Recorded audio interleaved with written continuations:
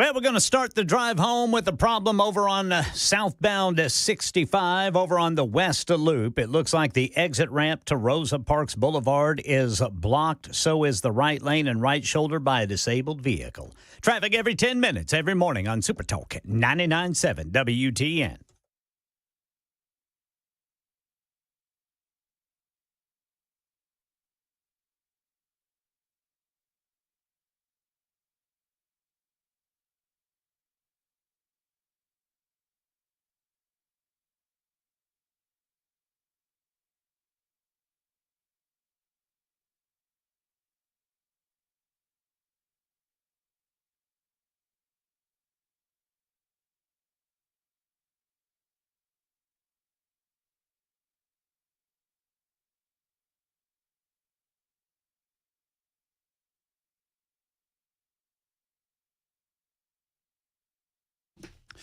Hello, kids. Welcome in. It is the Matt Murphy Radio Show. Just like the man said, conveniently, my name is Matt Murphy, and I host the show until 7 o'clock, or I decide to leave, and it might be before 7 o'clock tonight. That's pretty nice outside. Let's go. I'm ready. I'm not waiting until dark tonight, Ken. I'm leaving. If I'm here by 5:35, I'll tell you what, you put all the money on Murphy's leaving before 5:35 today. How about that? Okay. How about that? What are we going to do with our brother Murphy? You should get a bet going, Weber. I could win some money. You probably could. Hey, there's Ken Weaver. He's back in News Closet B. Someone asked me the other day, when's Ken going to come out of the closet? He comes out of the closet all the time. He goes to the bathroom quite often, goes to get coffee. Yeah, about every half hour. I see it all the time. But he's there gathering headlines as we speak. Chris Weber's behind the glass, making sure that everything that comes out of our speakers sounds as good as possible. Hello, men. Hi. How's everybody? Doing good, yeah. It is gorgeous outside, isn't it? Oh, yes, it is. It is nice. It's a little, it's not too hot. Yeah, a little breezy. Yeah, it's nice. But I love the sunshine. I can just so good. sit out there and soak it in. And then there's more rain coming later on in the week, and then snow flurries on the plateau. What? That's what I was told with a fair amount of credible reliability by somebody on the television. Well, I'm glad I don't live on that plateau. Wow, that's what they said. Some snow flurries on the plateau. You wouldn't do well on the plateau, Ken, as much as you hate cold weather. No, I'm not going to live on the plateau. I almost died on the plateau one time. What happened? Not on this one. No, I did. On the one? Cumberland Really? Plateau. Riding your motorcycle. Riding the motorcycle. Oh, Yep. yeah. Well, I was coming back from Bristol, my brother and I. And my brother, I didn't have the proper cold weather gear. And we got up to the plateau, and it was probably 38 degrees and misting. Oh, sir. And we were just trying to get home, and it got dark, and I was so cold. I was uncontrollably shivering. I bet, man. Had to pull the. My brother was actually kind of nervous about it because we got to a store. We got inside the store. We got some hot chocolate or whatever. And I could not stop shivering. And he was like, "Do you need to go to the hospital?" And I was like, "No, just kick me in a ditch, man. Just sell my bike and be good, done with it." Anyway, that Cumberland Plateau can get you, Weaver. Well, it can because it's elevated. That's what they tell me. So yeah, and March is squirrely. March is a squirrely month, man. I mean, it can be really nice for a day, and then all of a sudden, boom, the bottom falls out of the temperature. March and October's the same way, right? Yeah, October is kind of in the opposite direction. Yeah. Well, we got good weather today. It's beautiful. I hope we have a good show for you today. I will have to suspend my talk show duties at 5:30 this afternoon. I have the honor of being asked to MC the Davidson County GOP Reagan Day dinner, which is happening tonight. They don't have chicken? I believe there will be some rubber chicken or rubber steak, Ken. All right. I'll put some in my pocket and bring it to you tomorrow. I guarantee it'll taste the same tomorrow as it will tonight. If they serve me some green beans, I'll put those in the other pocket. It is. I've never been to this place. It's at the. I love this because it's a part of one of my favorite movies. It's at the Woolworth Theater. And stay out of the Woolworths. Oh, brother, where out that reference? Yeah, it's at the Woolworth Theater, and I've never been to this fabulous theater, and so there should be. Woolworths had theaters. I think the Woolworth Theater, and I have not done this research, and for those of you out there that will say it again, Woolworths. That's a Woolworth. It was. Damn it! Now I can't do it. It's catching. I had it twice, and then you did this. Woolworths is a 5 and dime, right? Yeah, Was it had, old had the school? lunch counter and Yeah. everything. It was Woolsworth. Woolsworth. Yeah, the Woolsworth. Well, is that? I don't think that's right. I think it's Woolworths. I thought it was Woolworths. Well, that's what that fella on Oh Brother Where Art Thou said. Stay out of the Woolsworth. Stay out of the Woolsworth. Well, he was a simple fella anyway. Yeah, he was common. He was 3 days from heaven. Well, in this Or place, no, 2 weeks from in this place, a geological oddity. 2 weeks away from everything. I don't want fop. I'm a Dapper Dan man. Nope. Yeah. Let's see. Yep. Woolworths. That's right. Woolworths. Woolworths. Not Woolsworth. Okay. I had it wrong. No wonder I didn't get what I wanted for Christmas. I don't know if I'm assuming that they put this theater in an old Woolworths. Yeah. Like 5 and dime. Yeah. Is what I would assume. But I've never been. It's on John Lewis Parkway. And all the who's who of Davidson County GOP will be there. Very nice. Why'd they let you in? I have no idea. I guess they wanted someone to continue the "Oh Brother, Where Art Thou" theme. I guess they wanted somebody unaffiliated. Yeah. And so I'm the unaffiliated cat. Look, I'm You are bona fide, however. I am bona fide. I'm just there to get out of the way, right? I mean, my goal as an MC, and I've done these things from time to time, is to say as little as humanly possible. I'll do my talking on the radio and just say, here's Jack Johnson. He's going to lead us in the Pledge of Allegiance, which he actually will do. Senator Jack Johnson will be leading us in the Pledge of Allegiance. You've been rehearsing your lines. Here's Mark Pody. He's going to lead us in our prayer tonight. And I actually got that reversed. Pody first, then Johnson. Ooh, better get that straight. Then Pamela Fur, our own Pamela Fur, who's going to be on the show at 5 o'clock to talk about property taxes in the state of Tennessee, Davidson County more specifically, will be offering the Star Spangled Banner, our Very national nice. anthem. Yeah, which she is does nice. that quite well. She does a great job with that. Yeah. Who else is there? John Rose, Congressman John Rose, will make an appearance. He of the 6th Congressional District. 5th Congressional District Representative, a gentleman I haven't talked to in month of Sundays, Andy Ogles, will be there. Will you talk to him today? Oh, yeah, I'll talk to him.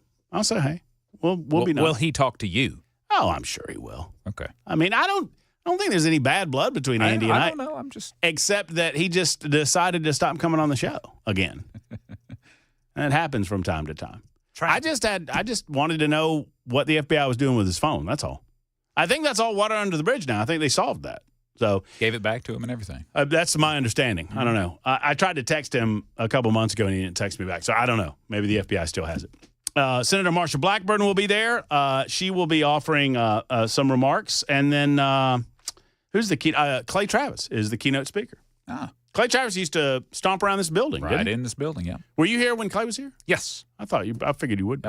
Yep. He did a sports show, 3HL. It was called 3HL. Yep. That's when it was actually the 3-hour lunch, That's which is true. where the 3HL comes from. So he'll be there as well. So a good time will be had by all. It necessitates me leaving at 5:30, which I'm sure is to the delight of some of you. Cameron Smith will be swinging in, and he'll finish off the show from 5:30 until 7 o'clock. Before then, we're going to have a visit at 4 o'clock, a little after 4 o'clock today, with our good friends Don and Melissa Bouchard, who are the owners of The Bunker. If you followed me on my noon to 3 show before I took over for Brian Wilson in the afternoon drive time, you might remember Don and Melissa. They own a shop called The Bunker, and they were getting holy hell from their landlord about the nature of their building. They sold, fine items. They had hats, and they had other little knick-knacky items. They had knives, real specialty knives. They had a lot of woodwork in their shop, and they had a generous amount of America-supporting paraphernalia and Trump-supporting paraphernalia. And apparently the landlord over in Leaper's Fork did not like that very much and just absolutely gave them the business. They were trying to sell T-shirts. They had a little mannequin outside of their shop. And I think I have this right. Don and Melissa will correct me if I'm wrong. They had a little mannequin outside of their shop, and on the mannequin they had shirts that they had for sale inside. And the shirt said, "Don't California my Leaper's Fork." The owner of the building told them that they needed to take that inside. Really? For some reason. And apparently it has just gotten worse, sadly, since Trump's reelection. This was last summer, maybe we were talking about all of this. And now that Trump has been reelected, it's just gotten a little bit worse. So, and Don and Melissa have another update for those who follow the Bouchards out in Leapers Fork. We'll talk to them at 4:05. I love supporting local businesses. I love local businesses that love this country. And we have something special for those guys coming up in the 4 o'clock hour as well. I mentioned Pamela Fur in the 5 o'clock hour to talk property taxes in Davidson County.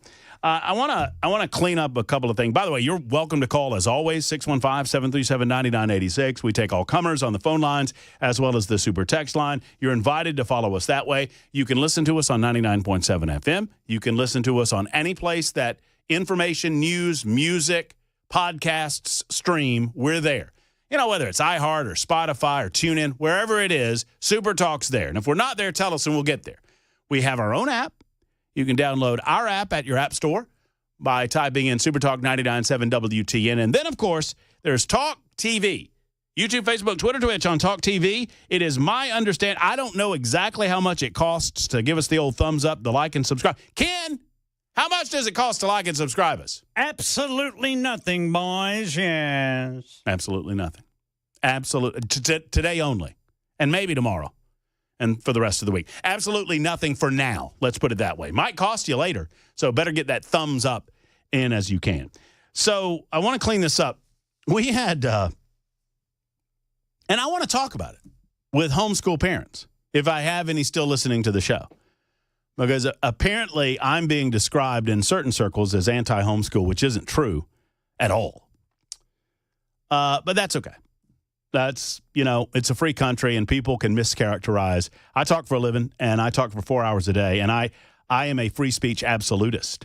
I believe in the freedom of expression in this country, absent physical or bodily harm or direct threat of physical or bodily harm against other people. You ought to have the ability to say what you choose in a freedom-loving country. So I believe in the ability for people to take away from this radio show whatever they choose to take away from it.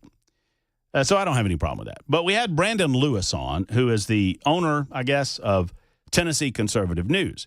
And Brandon was casting aspersions at several Republican lawmakers that voted against a piece of homeschool legislation that was sponsored by Representative Todd Warner, who was toting the water for certain homeschool parents that wanted to lessen the ties that bind homeschool and the state of Tennessee. Now, Brandon and I got into, and it got emotional. We got very frustrated with one another, and the conversation did not go well.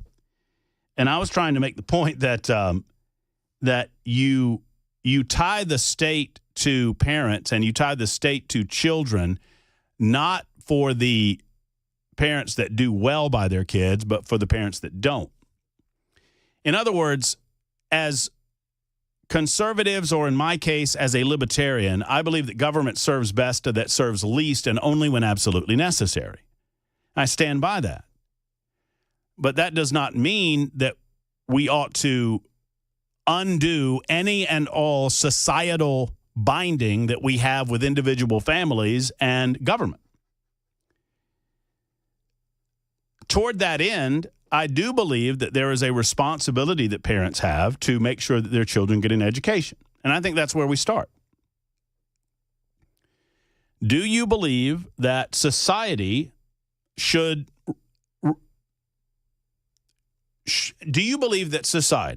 expect, that's the word I'm looking for,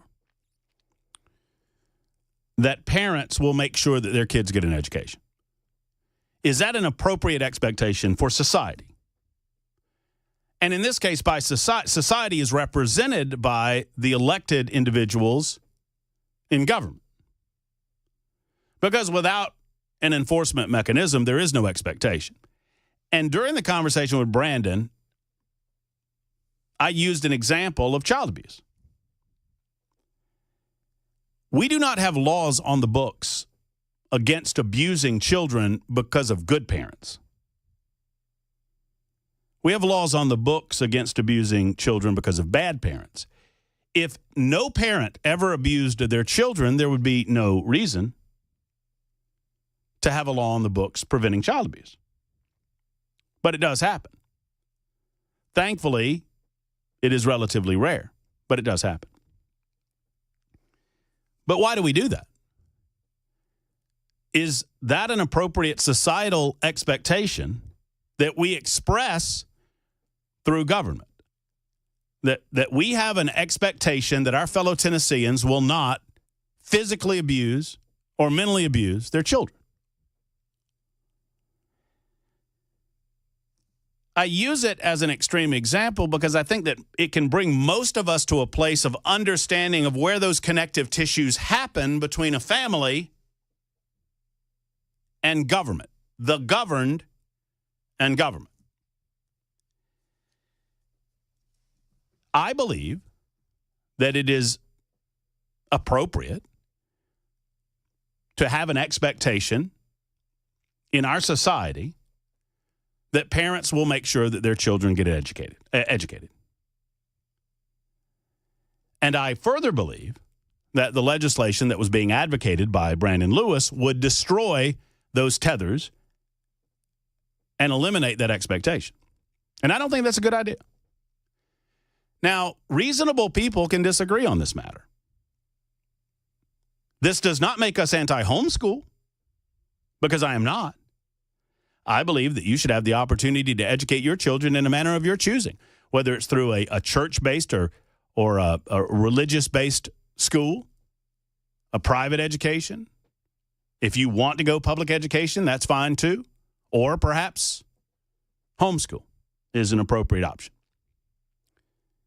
So reasonable people, but sadly, Brandon does not believe that there is any reasonable conservative in the state of Tennessee, nor a reasonable libertarian, in this case in the state of Tennessee, that could see it any other way, except that they don't believe in freedom, which is what Brandon said the other day. And if you were listening to the show, he said to me, well, your problem, Matt, is you don't believe in freedom.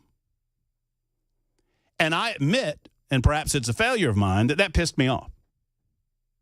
And that's when I told him that why doesn't he just go on home and beat his kids? Using the analogy that I created at the beginning of the conversation regarding child abuse as an example of how individuals could go to extreme circumstances without protections under the law for the children. So there ought to be parental protections, but there also should be protections for the child, which was my point. And so today, Brandon, so the big headline, hold on, let me look at it. That's good. Matt Murphy tells homeschool parent, go home and beat your kids. So for the first half, it's an opinion piece that he wrote. And for the first half of the piece, he's like, a homeschool parent called the Matt Murphy show in Nashville. And the homeschool parent wanted to talk about this and that and the other thing. And the homeschool parent said this, and Matt said this, and the homeschool parent was trying to be reasonable, and Matt was just an extreme, crazy person, and he was screaming and yelling, and the homeschool parent was perfectly normal, and the Matt Murphy was just off the rails, and he was insane. And then, like, halfway through the article, he said, oh, by the way, that homeschool parent was me, Brandon Lewis, the owner of this publication. So he's intentionally trying to troll people, and he's clickbaiting people. But that's okay, too. Brandon is always and at any time welcome on this radio show. But I do not suffer fools gladly, and I admit that. If it's a failure of mine, then so be it.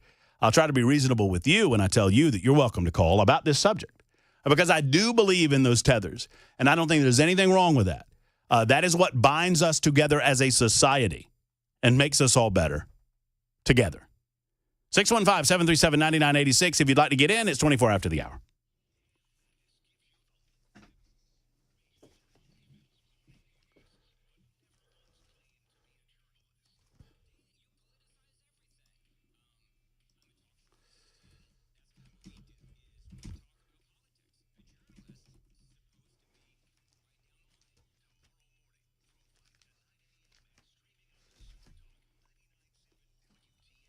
We're blessed to have Genesis Diamonds in the state of Tennessee. We're so lucky to have them. They're cut above any and all other places and far and away the leader in the diamond industry. The value, the prices, the fact that you get a bigger, better diamond for less money at Genesis Diamonds is what brings folks back time and time and time again. Remember, Genesis Diamonds was started by a former diamond wholesaler and diamond cutters. So they have these connections that go back for decades. Every diamond is handpicked using the highest standards imaginable, and they'll tell you all about that when they walk you through the diamond education that you'll get at Genesis. All of this means unbeatable value for you. They refuse to be undersold on IA certified diamonds, and they have a price guarantee that's not just local and covers the entire nation. Let me say that again. Their price guarantee covers the entire nation. Get the deal you deserve on your diamond at Genesis Diamonds. 2 locations in our area to serve you. Green Hills and Cool Springs. Tell them Matt Murphy sent you to the one and only Genesis Diamonds.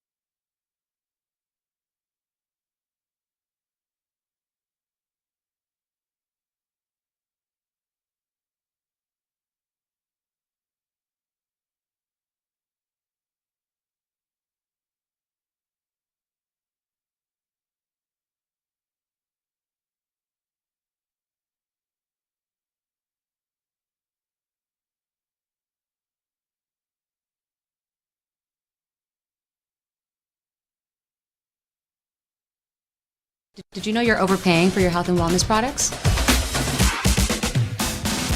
With over 20 company-owned brands offering its members vitamins, supplements, wellness, and skincare products, you're able to save up to 70% off retail. Members Nutrition can't change your life, but we can change the way you live.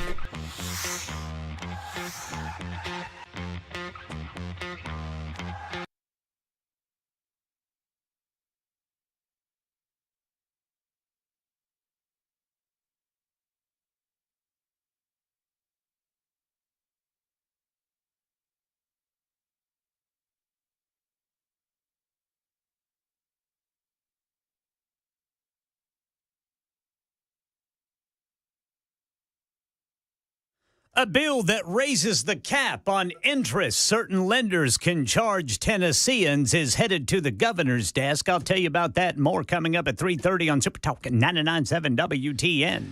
Thank you, Ken Weaver. 29 after the hour. Super Talk 99.7 WTN. We'll get into your calls momentarily. A lot of you calling in on the issue of homeschooling. The bill, for what it's worth, the reason that I got sideways with Brandon so much is that he was casting aspersions. He was saying that people that I factually know are conservative people were not real conservatives. And that's the problem that I have with Brandon Lewis, is that if we have a disagreement about a bill like this, and I think reasonable people, conservative and libertarian people, can disagree on this homeschool legislation. You know, how strong do you want those tethers that bind society as represented by government and the parent? Brandon told me during the conversation that I didn't believe in freedom because I disagreed with him on this bill. Well, that's a jerkish way to go through life, in my opinion. That's just and I'm not apologizing for anything. I'm just correcting the record where it needs correcting with regard to the motivation behind me telling Brandon to go on home and beat his kids, which I did say. Because in his world, the state has no say in that, is my point. If you have full autonomy, I believe that not educating your children, if you chose to write a piece of paper that says you homeschool your kids and then you don't do it, I believe that that is child abuse. Don't you? Don't you? And if you don't believe that there are parents in Nashville, Tennessee, who don't want to deal with the state looking down on them in the public education system on truancy law, if you don't think they'll write a piece of paper saying, I homeschool my kids, you're fooling yourself. But I don't think Brandon Lewis gives a crap about Nashville kids or Memphis kids or any city kid for that matter. I just, that's my opinion. Brandon might disagree. Anyway, we'll get to your calls momentarily. It's 31. Hold on before I go. This was good. Per Brandon Lewis's request, your anti-homeschool material will be charged to your PayPal account, $690 outstanding balance. Roger from Geek Squad will be contacting you soon with more information. That's a callback, baby. It's 31 after the hour on Super Talk.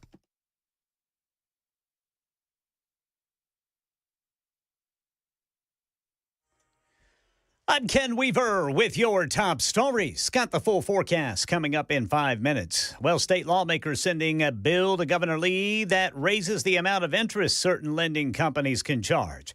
It applies to any loan of $100 or more. This bill says payday lending companies can charge up to 36%. Supporters like House Majority Leader William Lambert telling News Channel 5 that lawmakers adjust the rate from time to time to allow these companies to still be able to survive, even though they were taking very high-risk loans for folks. But they have to go through lawmakers, prove there needs to be an adjustment. And Lambert says the last one was 2 years ago, so the time has come. Right now in our nation's capital, Karen Travers says the groundwork is being laid for peace in Ukraine after President Trump spoke with Vladimir Putin on the phone today. The White House says that Russia's President Putin agreed to a pause on strikes on energy and infrastructure sites. But notably, the White House readout of their phone call doesn't indicate that Putin agreed to the 30-day ceasefire that Ukraine and the U.S. worked out and Ukraine agreed to without conditions. The two leaders, according to the White House, agreed to start negotiations on implementation of a ceasefire in the Black Sea, a full ceasefire, and then a permanent peace. The White House says those talks will begin immediately in the Middle East, but doesn't say who will be included. Yeah, that ceasefire in Gaza is shattered after Israel got tired of Hamas refusing to agree to terms to extend Phase 1 and release all of the hostages. This is ABC News contributor and former Defense Department official Mick Mulroy, who says it would be in Hamas' interest to come back to the negotiating table. There's no requirement that you stop collecting intelligence. So they probably had a lot of these targets ready to go if the ceasefire broke down, and it obviously did. And so I think that's why a lot of these targets will be significant when it comes to depleting Hamas of its leadership, potentially the arsenals hitting the areas where they keep their weapons and munitions. And it'll likely go on until there's an agreement. Well, Hamas claims 174 children were killed in the Israeli airstrikes overnight. That's the latest news, traffic, and weather next. I'm Ken Weaver, WTN News.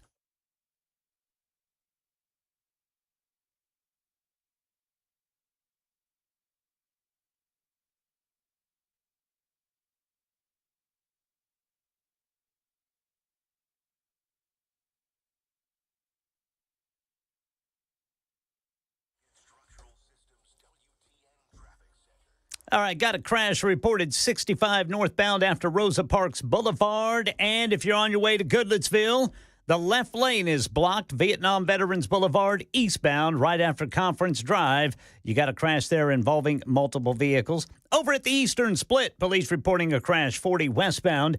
And in Spring Hill, construction work still going on 65 southbound past Saturn Parkway. Traffic every 10 minutes every morning on Super Talk 99.7 WTN.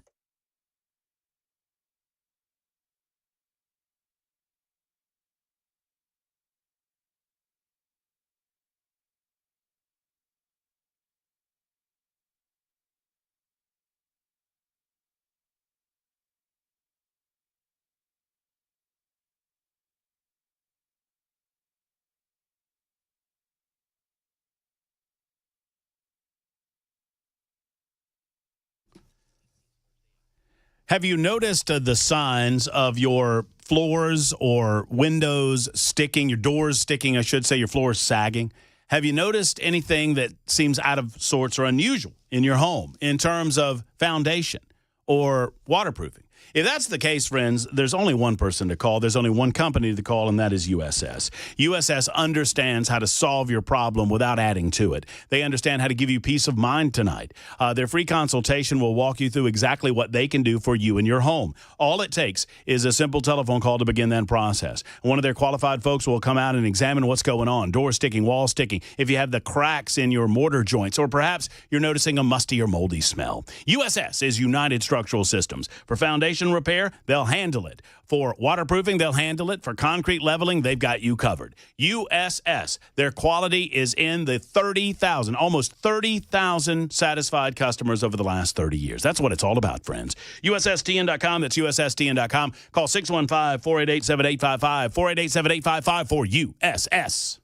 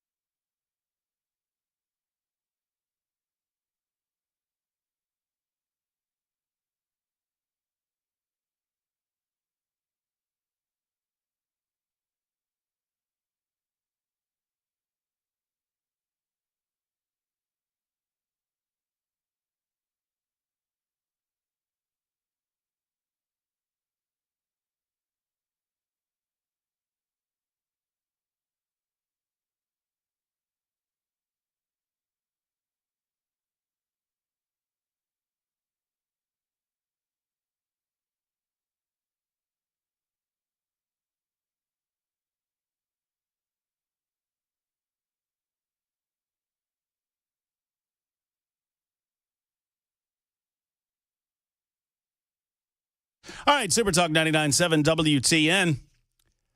1374 of the Super Text line. By the way, you're welcome to Super Text us, 615-737-9986.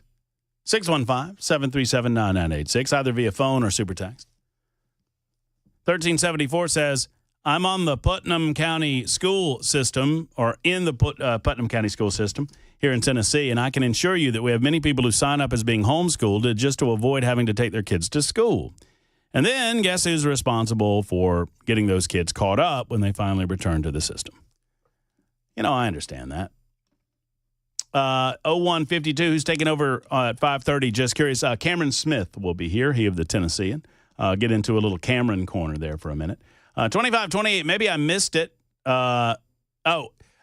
said, having to apologize a lot lately, man. I didn't apologize. Let's be real clear. I'm not apologizing for anything. I'm just reflecting on the conversation that got out of bounds with Brandon and I. And, you know, Brandon has huddled up with his buddy Gary Humble. And nobody tickles Gary's beard like Brandon Lewis. I mean, they're just – nobody tickles his beard like – and Gary has chimed in. And they like to accuse me of being beholden to this person or that person. I just want to have honest conversation. And I have never declined the opportunity to talk to people that disagree with me about anything. About anything. Can't say the same for old Gary. At least Brandon's willing to come on the show. Bob is next in Franklin. Bob, what are your thoughts? Hey, Bob. Hey, I'm going to say it backwards. Hey, Bob. No? Bobby. Bobo. Hey, Bob. Hey. How's it going? It's going all right. There's a delay there. I don't know why.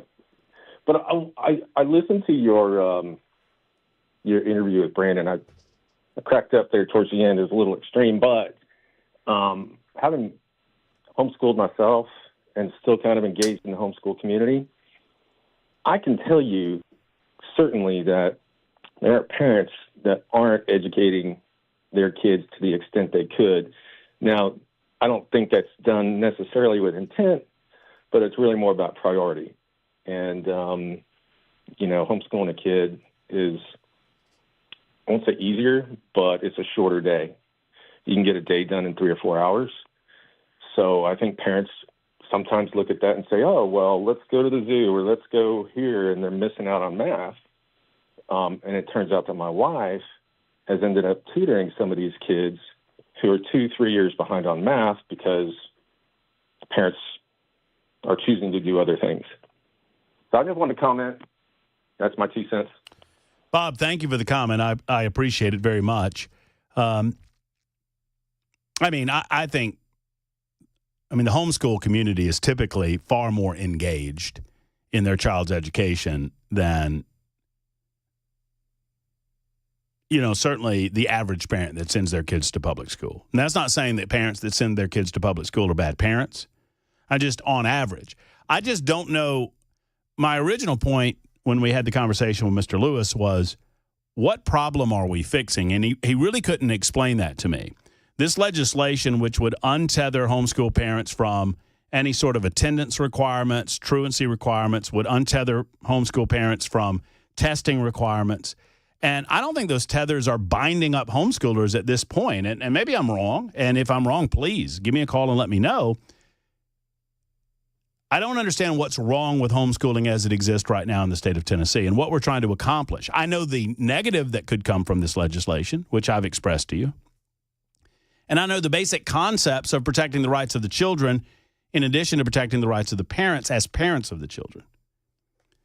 Bracken, I believe it is, in Murfreesboro. Is it Bracken? Is that correct? That's me. That's it, Matt. Thanks for having me on. Absolutely, Bracken. What's going on? Well, that's a good lead-in, and I'm a homeschool parent. I was homeschooled myself. I'm the oldest of 5 siblings. We grew up in Tennessee in a great homeschool family, and now my wife and I are homeschooling our children. And we don't have a huge problem with the system as it is, but part of our concern is in some of the states that have pushed school choice. It's not necessarily, they talk about parents being in the driver's seat and expanding choice, but in reality, it's making homeschools, public schools, and private schools and religious schools all more similar to each other and all beholden to the same standards. And that is what a lot of our homeschool families are opposed to. So do you believe children should be forced to go to school? Do I believe children should be forced to go to school? Yes. That's an interesting way of putting that. I do not.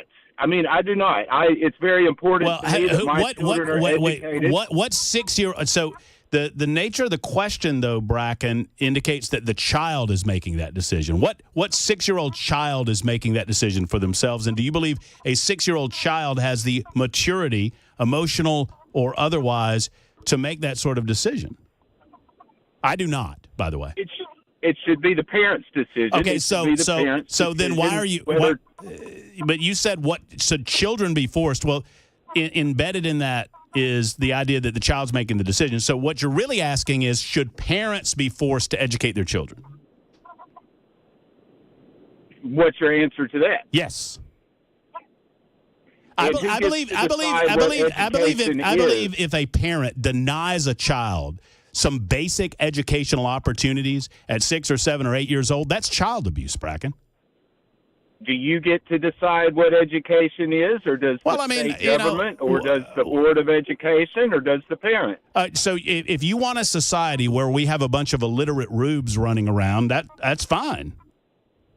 I really do not want that, but I want a free libertarian society where parents can choose what their children learn. But the child and has some of them have very good reasons for not participating in the public schools. What good reason? No. We're not talking about public schools. I'm pro homeschool. I believe in homeschool, Bracken. All right. So I believe in that. Very good. And I believe a parent should determine the manner in which their child gets an education.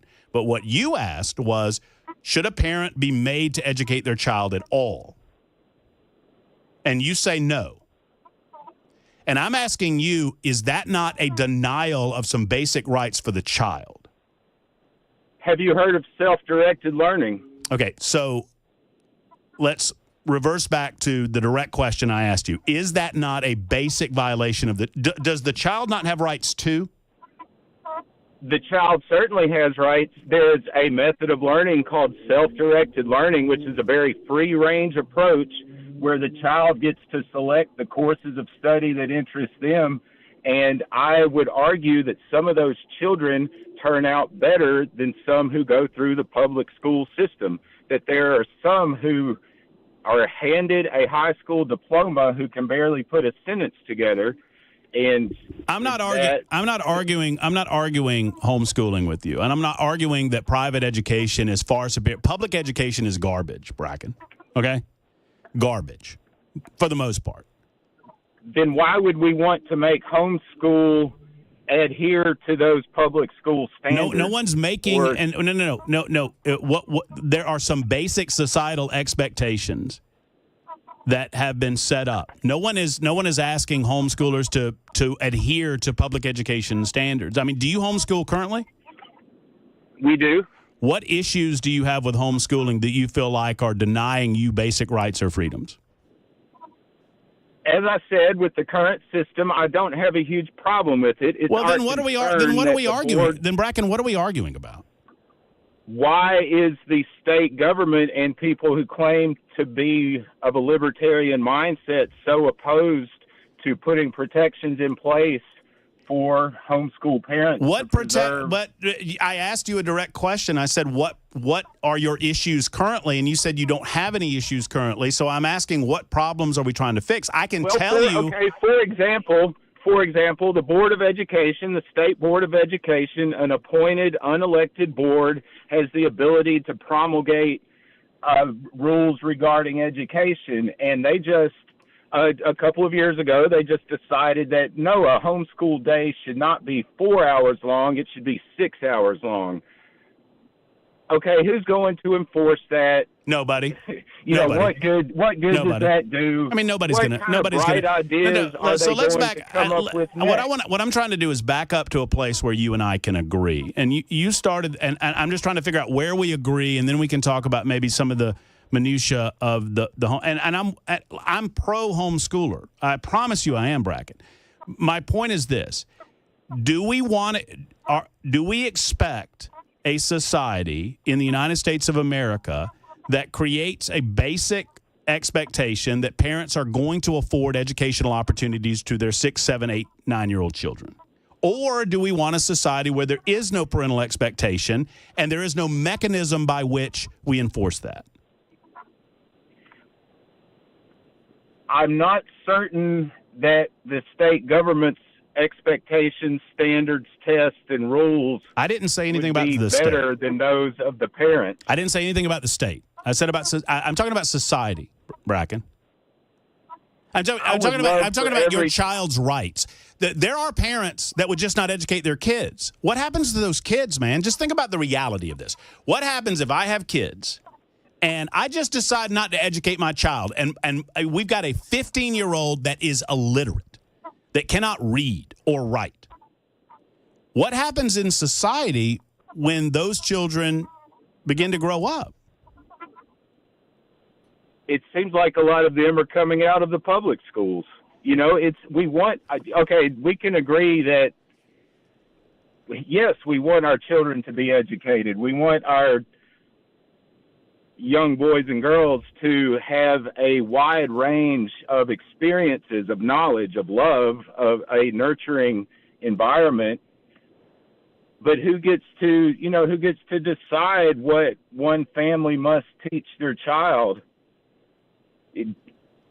Is that, who else would it be other than the state government? That's what we're talking about, and definitions and standards. Well, once again, I'm just trying to come to a place where we agree. Do we agree that we should have an expectation in our society that parents are going to find educational opportunities for their children? And if we agree on that, then there has to be a mechanism by which we enforce that. And what we do is we elect representatives as a society to form a government. And that's not bad, is it? It's not. It has its role, but their educational standards might not be the best way for every single family. I'm not arguing for public education. I'm arguing for a government that sets up some basic standards by which we ensure that parents are not abusing their children. And I believe if a parent chooses to allow their child to grow up without affording them any educational opportunities whatsoever, and they create 14 or 15 or 16-year-olds that are illiterate, that is, and by the way, I think the public education system should be held to the same standard. You're talking to someone who doesn't believe the government has a responsibility to educate children. According to the state constitution, the government does have a responsibility to well, and I'm a free thinking person, and I can disagree with the Constitution. My point is that parents have that responsibility, and if parents are going to take on that responsibility, then they should be held to it because of the rights of the child, not because of any sort of edict by the government. And those standards would probably be similar to a TCAP exam that has math and English and those sort of things, or what standards would you suggest? I mean, do we not set those up as a society? Can we not set those up as a collective? Well, what if we disagree? What if your opinion and my opinion and our Board of Education's opinion are all different? At some point in a freedom-loving society that believes in the rule of law, we have to take a vote. I mean, at some point we have to take a vote. And at some point the person with the most votes wins, right? What if, a family does not emphasize math and English, but they bring up their child in a skill, in woodworking or in the culinary arts or in automotive repair? Perhaps they're not a genius in algebra, but maybe they have a particular skill otherwise that could set them on a very happy and wonderful life path.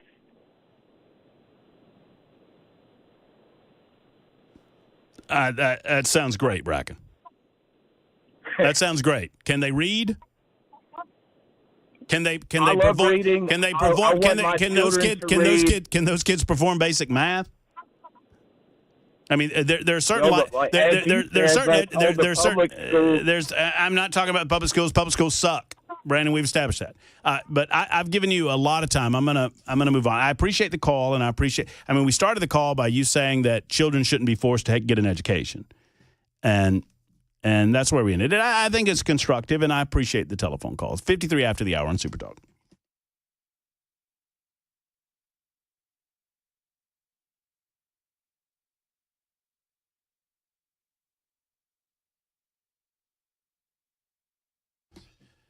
Hey, friends, it's Matt Murphy for Dr. Paz, Dr. McLaughlin, and the Sleep Apnea and TMJ Solution Center. Here's the deal, friends. Dr. Paz and Dr. McLaughlin want you to sleep well tonight. They want you to get a good quality night's sleep. And the way to do that if you have sleep apnea is to contact Dr. Paz and McLaughlin and to see if their FDA-approved oral device is right for you. It is non-invasive. I mean, it's not like these CPAP machines. I couldn't wear one of those, but I have an oral device that fits in my mouth that I sleep with, that helps me sleep better, more restful. I don't wake up up in the night because I'm not snoring and I'm not stopping breathing. I mean, that's what sleep apnea is all about, right? Well, let's get that corrected through Dr. Boss and Dr. McLaughlin. 2 locations to serve you in Brentwood and Murfreesboro, and they're in network with most insurance companies in the state of Tennessee. Give them a call today. Start the journey by going to drposs.com. That's drposs.com for the Sleep Apnea and TMJ Solution Center.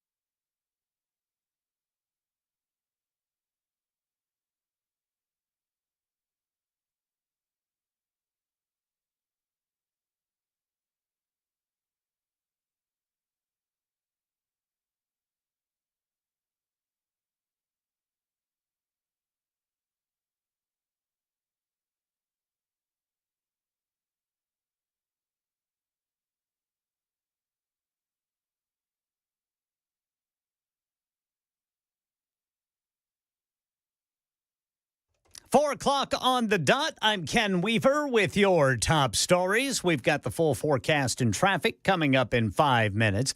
Right now in our nation's capital, Karen Travers says the groundwork has been laid for peace in Ukraine after President Trump's phone call with Vladimir Putin today. The White House says that Russia's President Putin agreed to a pause on strikes on energy and infrastructure sites. But notably, the White House readout of their phone call doesn't indicate that Putin agreed to the 30-day ceasefire that Ukraine and the U.S. worked out, and Ukraine agreed to without conditions. The two leaders, according to the White House, agreed to start negotiations on implementation of a ceasefire in the Black Sea, a full ceasefire, and then a permanent peace. The White House says those talks will begin immediately in the Middle East, but doesn't say who will be included. James Longman is in Kyiv with reaction from Ukraine. I asked very simply, would Ukraine match Vladimir Putin's pledge to not hit energy infrastructure in Russia? It's been it's been a big part of Ukraine's tactics in this war. It's made a significant impact. And his answer was, we would in principle. The ceasefire in Gaza is shattered after Hamas refused to agree to terms of a second phase to release all of the hostages. Actually, just agreed to extending the first phase and release all of the hostages.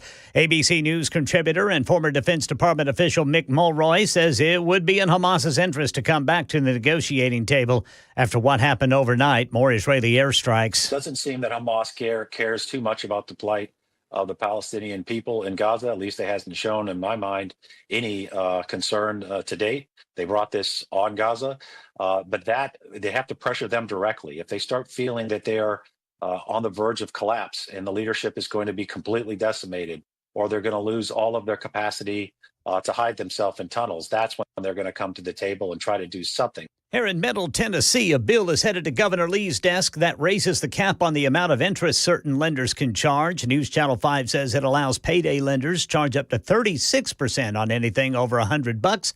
The governor can sign it, or the bill becomes law after 10 days without his signature. Here's another Tennessee money story. A report by Zumper shows rent went down year over year in every city except for Clarksville. Clarksville went up about 1%, but it's still the cheapest amount among the larger Tennessee cities. The median price of a one-bedroom apartment per month in Clarksville is $970. Zumper found that Franklin, Nashville, Spring Hill, Murfreesboro, Gallatin, and Hendersonville all have the highest one-bedroom rent prices throughout the state, but each of those cities saw at least a 1% drop since last year. And a 13-year-old boy is under arrest in Albuquerque accused of murder, along with an 11-year-old and 15-year-old. Here's Alex Stone. It was the morning of May 29th of last year. A 63-year-old Albuquerque man was riding his bicycle to work when he was hit and killed by a car. That car took off afterwards. There were no witnesses, except there was video from inside of the car posted on social media. It showed 3 children in the car, including a 13-year-old allegedly at the wheel. One person in the car waved around a gun, and they decided they wanted to bump the bicyclist from behind. They hit and killed him and laughed about it. Police say they identified the 3 in the car and have now made arrests. That's the latest news, traffic, and weather next. I'm Ken Weaver, WTN News.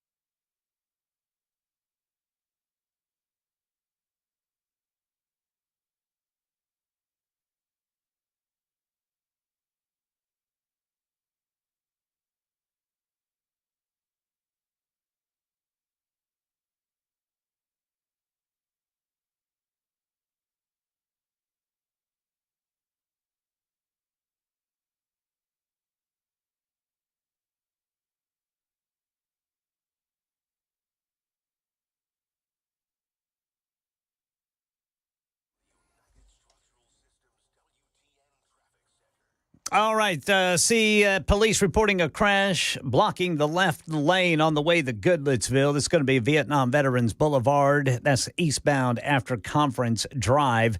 And then Metro Center 65 northbound after Rosa Parks Boulevard. Traffic every 10 minutes every morning on Super Talk 99.7 WTN.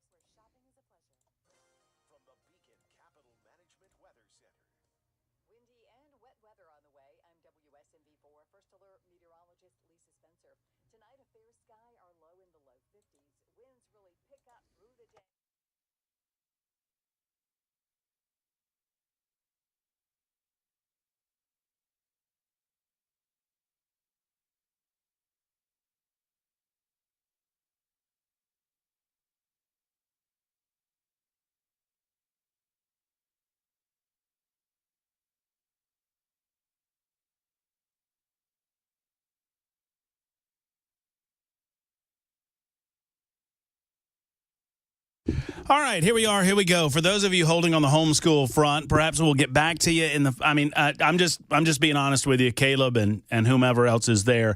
We're going to shift gears in the 4 o'clock hour on the Matt Murphy Show, and we'll get back to perhaps homeschooling sometime down the road late in the 4 o'clock hour, the 5 o'clock hour. I'm just making you aware of where we are in the scheduling of all of this. I mentioned at the beginning of the show, I'm out at 5:30. Cameron Smith will be subbing in for me from 5:30 to 7 o'clock. I have the opportunity. I was asked to MC the Davidson County GOP Reagan dinner, which is tonight at Woolworth's Theater. Did I say that right? See, now I think it's just Woolworth. Now Ken Weaver has me questioning myself. I think it's kind of like the Walmarts. Yeah, people just add the S. That's probably right. I'm looking. A loyal listener, Tammy, sent me the historical nature of what they did with the Woolworth, and it was, in fact, the famous sit-in lunch counter in Nashville on 5th, I guess it is. And it has been transformed into the incredible Woolworth Theater, and we'll be down there tonight. And if you're down there, come and say hello to me. I'll be the guy in the hat. That's what I always say. I'll be the guy in the suit.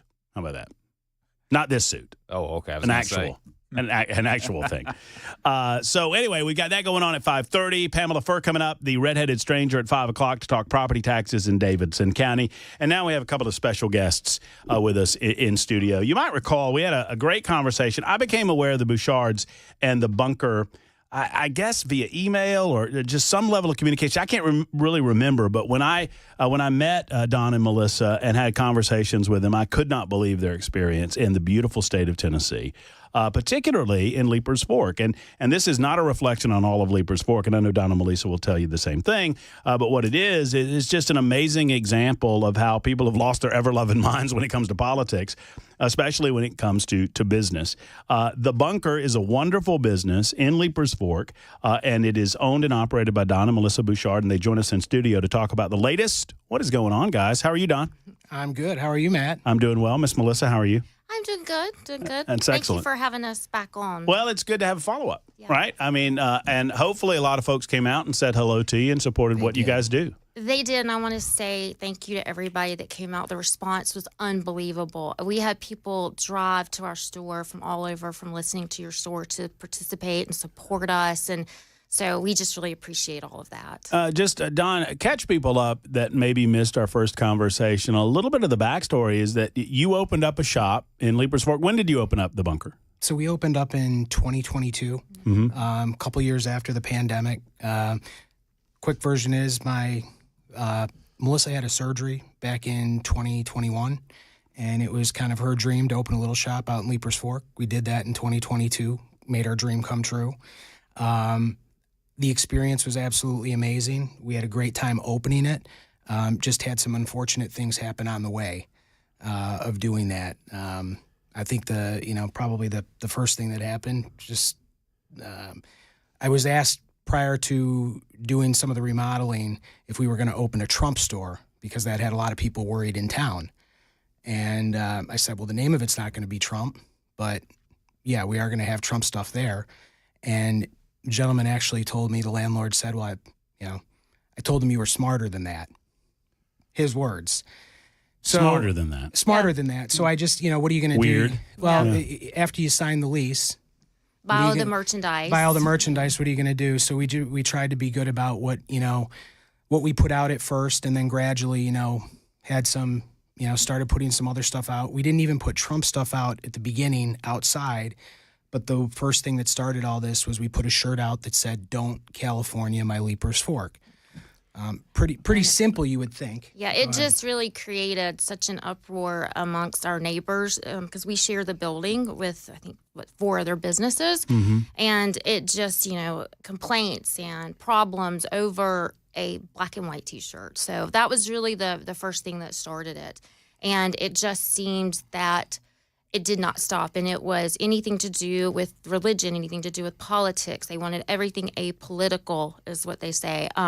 And it's been a struggle. It really has been. I mean, and I know you guys from our last visit. I visited the bunker. I mean, I can tell you from personal experience, and there's nothing out of bounds here. I mean, there's nothing that you guys are selling that you can't find in any number of other shops. Why do you think this angered the landlord or angered others so much? I think we wish we could answer that. Yeah. We don't exactly know. I mean, the ironic part was, the same time we were asked to take down the "Don't California my Leaper's Fork" shirt, which, by the way, is funny as all get. I mean, come on. Especially somebody from California was the one that gave us the idea. I was going to say 80% of the sales of that T-shirt were to people that have moved here from California. Yeah. And I think the opinion of the other store owners was that it was going to offend people from California. So I don't know that the IQ level was there to understand the shirt. Right. So it was funny, maybe that's part of it. Well, the people that complained were from California. But we found that the ironic part was right at the same time the landlord told me to remove it from the front of the store, he also sent me 2 email complaints, one of them stating, how would we like it if somebody were to fly a gay pride flag or a Biden flag out front, to which I responded, it's your First Amendment right if they'd like to do that. That's fine. And, I said, are we really going to have a problem with this? And they told me, take the shirt down. It's got to be inside, not out front. The ironic part was that 2 months later, they moved someone upstairs from us, and I have no problem with what they were doing, but they flew a gay pride flag, a gay open pride flag over our store. And I just waited to see how long it was going to be before they said anything to him. Or if they did. Yeah. Did they? Never did. No. So right now we have a gay pride flag open sign right directly over our store with bubbles flying all over because the name of it's called Bubble Joy, which is fine. Like I said, I might not. It might create a little bit of confusion, but you deal with it, right? Well, I think to each his own, and that's how we've always lived our lives, and we've never complained about really anybody or anything in the building. But there's a level of hypocrisy. So correct. We're made to take our shirt in, but other things are okay that could be offensive to some of maybe my customers. That's the level, is that we're picking and choosing what we do out there. Mm-hmm. And I think the one thing that we were told was we told the landlord that our freedom of speech was being violated, to which he told us back, in our lease, we had a stipulation that basically said anything that the landlord finds offensive, he can remove it, which it does say. I would have never guessed that would have been one of the things. But, that kind of, I was like, well, what am I going to do? Well, the ironic part was then when I got the email about the gay pride flag, and they kind of made that reference, then it was okay for them to put the gay pride flag up, but that didn't offend anybody. And Melissa and I will tell you, we're fine with it. Yeah. But a lot of customers were not. A lot of our, so. Well, it feels like they're doing it to poke you guys in the eye a little bit. That's what it feels. That's the reaction that I have. Well, and I feel as though everybody should have the right to do what they want to in front of their business. To an extent, I understand it can't be lewd or offensive, and I certainly want anything like that. But it's just some can do and some can't. And we all pay the same rent. We all pay to rent the space outside as well. So you're dictating to one but not to the other. And that's where the problem for me has been. You know, and we talked a little about this before, and I think y'all's minds are just so right on this because, I mean, you know, obviously, you know, the landlord has, you know, certain rights on his property. And y'all are just trying to live and let live and do your thing. And it feels like he is making it increasingly difficult for you to enjoy the space. I mean, you pay your rent, and you know to enjoy the space and to and for your business to prosper. It feels like he's kind of running against you here. And it has been an argument. And after the last time we were here, as we told you, we removed anything from the front porch. I've not had anything in the windows, so we've just really abided by his wishes, and we've not complained. We've been on time with our rent. We've never violated any terms of the lease, and I'll let Don kind of update you on what happened 2 weeks ago. So I know we were just. Wait, before you do that, can I ask you a question? Yeah. When I don't know you that well, Don, but we know each other well. Yeah. When old boy says this isn't going to be a Trump store, I feel like in my mind, if it was me, I was like, well, it probably wasn't going to be before you said that, but now, I mean, did you feel like we're gonna up our Trump game a little bit? Yeah, let me tell you, 100%. 100%. Here's the other thing, though. What a lot of people don't realize is I think a lot of people know how much I love my wife, but this was her dream. Right. And here's the thing: if it was my store, yes, I would have jacked it all up with Trump everywhere, which it has some. But I knew how much this meant to her, so there was only so much I was going to be able to do and say. So I've kept my mouth shut for a long time. Hey, you're good. You're a smart man. But as you knew, we talked about off air back in beginning of December, we found out Melissa had a brain tumor. Okay. Anyway. You're not getting rid of me that easy. I know. I mean, come on. Anyway, so with that being... hold on. That's you just dropped a bomb in the studio here. Yeah. So, Melissa, you were diagnosed with a brain tumor? Yes, I was diagnosed right before Christmas with a very small brain tumor that will have to come out. It's small, and they found it incidentally, but it's still a shock to hear the words brain tumor. I know there's no question. You know, there's no question. Yeah, it's I had looking back. Now that I look back at things, yes, I'd been having symptoms, but they weren't bad enough to make me seek out care to the doctor. This was an incidental finding that was just following up on some prior surgery that I had. And so, yes, so I just, praise God and thank God that we found it so early. It's treatable. I can have it removed.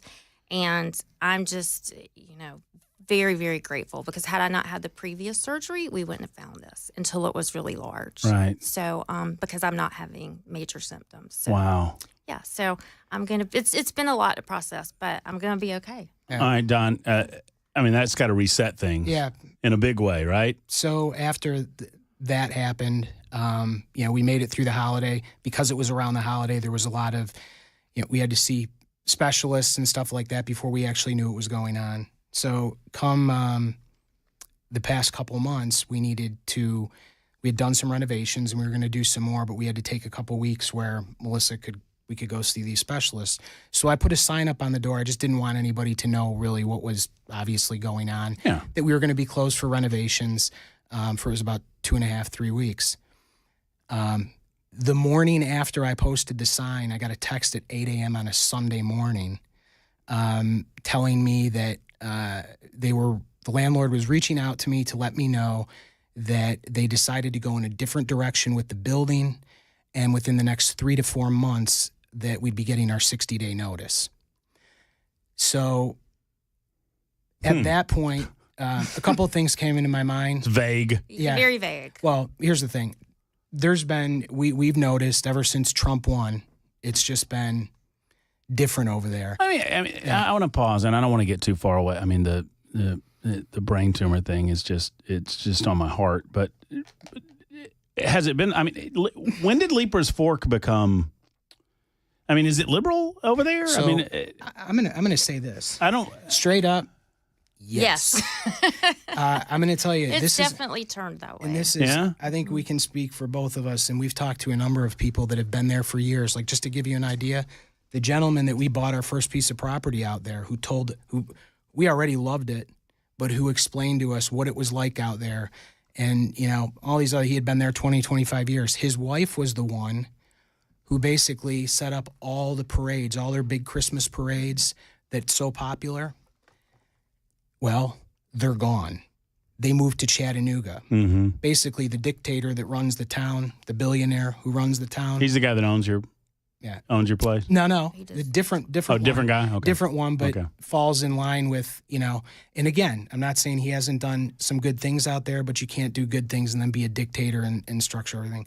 So there have probably been, since we've been mentioning this, the issues that we've been having at our shop, I mean, no less than 10, 15 couples that have told us they're looking leaving. to move. They're looking to move because of this, because of the way that the town is being run right now, the things that are going on, and just not being happy. It seems as though the conservative values that the town once had are not there anymore, and they're being shunned, to be honest with you, which is sad. Well, look, it's one thing to feel like you want to feel and to believe what you want to believe with regard to your ideology or your politics. That's fine. But when you begin the process of intentionally attempting to exclude others because they think differently than you, that's pulling out the welcome mat. Yeah.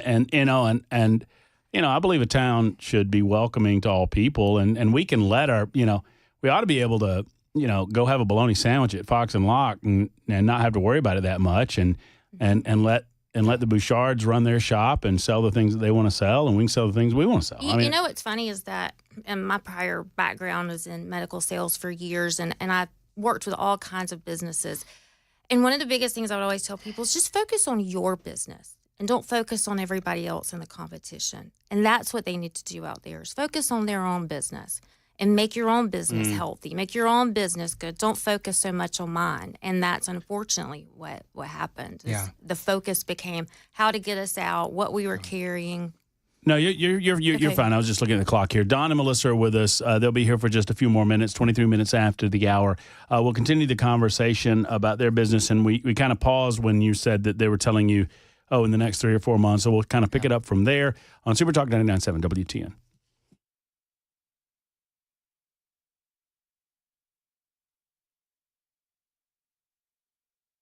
Y'all are fine.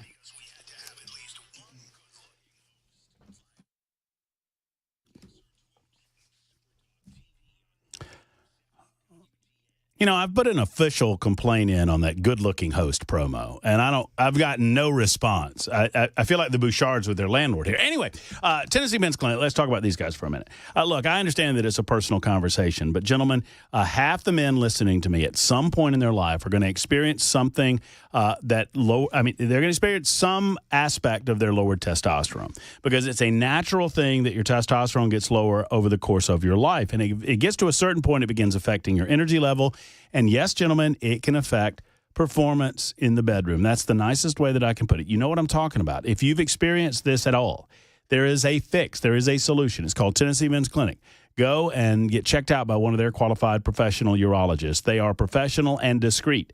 They will help you out, and they'll find a course of action that is easiest course of action for you that works. Let's get those T levels back where they need to be. Let's get you back where you want to be in terms of your energy and performance, whether it's at the gym, outside working in the yard, or those intimate relationship-based activities. It's time to get back to life, man, with Tennessee Men's Clinic. Go to TennesseeMen'sClinic.com. That's TennesseeMen'sClinic.com, or call. They have 2 locations. One's in Franklin and the other in Midtown. The original location opened in 2014. Call 615-208-9090, 208-9090.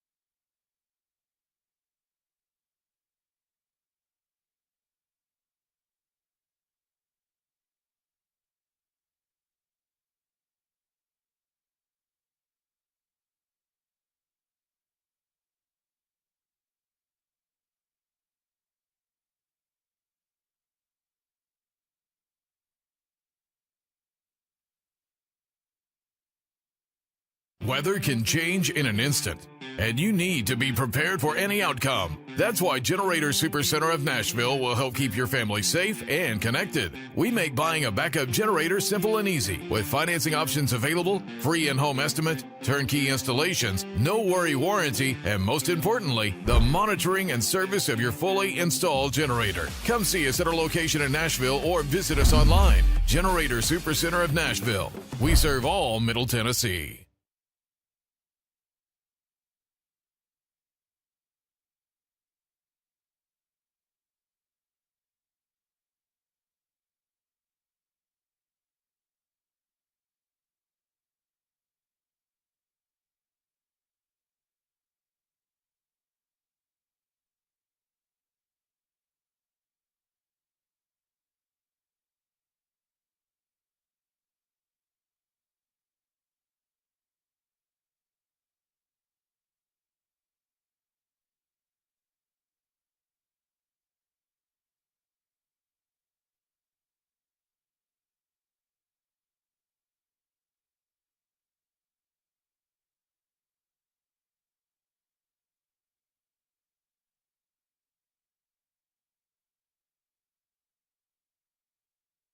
Tennessee is a step closer to cracking down on fake rideshare drivers who charge you too much but don't let you out until you pay up. We've got that and more at 4:30 on Super Talk 99.7 WTN. Super Talk 99.7 WTN. My name is Matt Murphy. This is the Matt Murphy Show on Super Talk, 28 after the hour. There's Ken Weaver back in the newsroom. Chris Weber is enjoying some delicious. Don, what do we call these things? What do we? I saw him eat one in there. What do we call these things? Well, Alon's got the big balls guy. I got MAGA balls. So those are MAGA balls. Those are MAGA whiskey balls. How did you? I've tried one. What is your review? They are excellent. I mean, my goodness gracious. They it sticks with you for a few minutes. Calorie free too. I know. Look. Yeah, most of the time when people say. Oh yeah, there's some whiskey in there. You eat it and you're like, well, I'm glad he told me because I couldn't. You can kind of. The first bite, I was Don loads them up. Mine as well. The first bite, it was like, oh, this is really good, and then as I kept chewing, it's like, oh, this is really good. It's very, very good. Yeah. That's good stuff. Thank you. You're welcome. You're very, very kind. So we're talking just a little about the shop and Leaper's Fork, and I was just. Limited time here, but let's kind of reset for the other side. So you guys have a shop. I mean, how would you describe, Melissa, the shop? I mean, if nobody's gone in and they want to come to the bunker, how would you describe it? Patriotic, conservative. We believe in First Amendment. We're religious. We, believe in God. We believe in patriotism. And, we have all kinds of things in our store, from T-shirts to handmade jewelry. I try to carry a lot of local vendors. I have some great apple butter that's in your bag from Miss Deb, who is a local that makes it for us. What are you talking about? Yeah. She's the best. Yeah. She makes breads for us. She makes apple butter. This interview's over. I'm going to get something to put apple butter on. Miss Deb doesn't play. Yeah. Oh, my it's goodness. delicious. So, we do support a lot of the local people that make things and sell it in the store. Well, I encourage folks to go by the bunker. When are y'all open, by the way? So Don's giving me the head shake. What does that mean?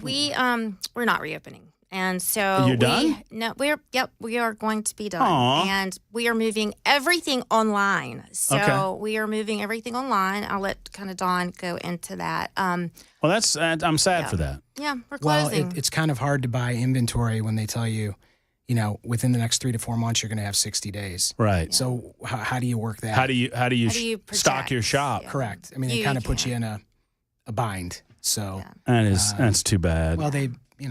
And so just inventory wise, and it just made more sense to pull it online and really just focus. Well, on I hate to go to the newscast, the lowest of the low, but we're going to bring this back up and talk about online in a moment. Mm-hmm. And we'll do that right after this. It's 31 after the hour. Super Talk 99.7 WTN.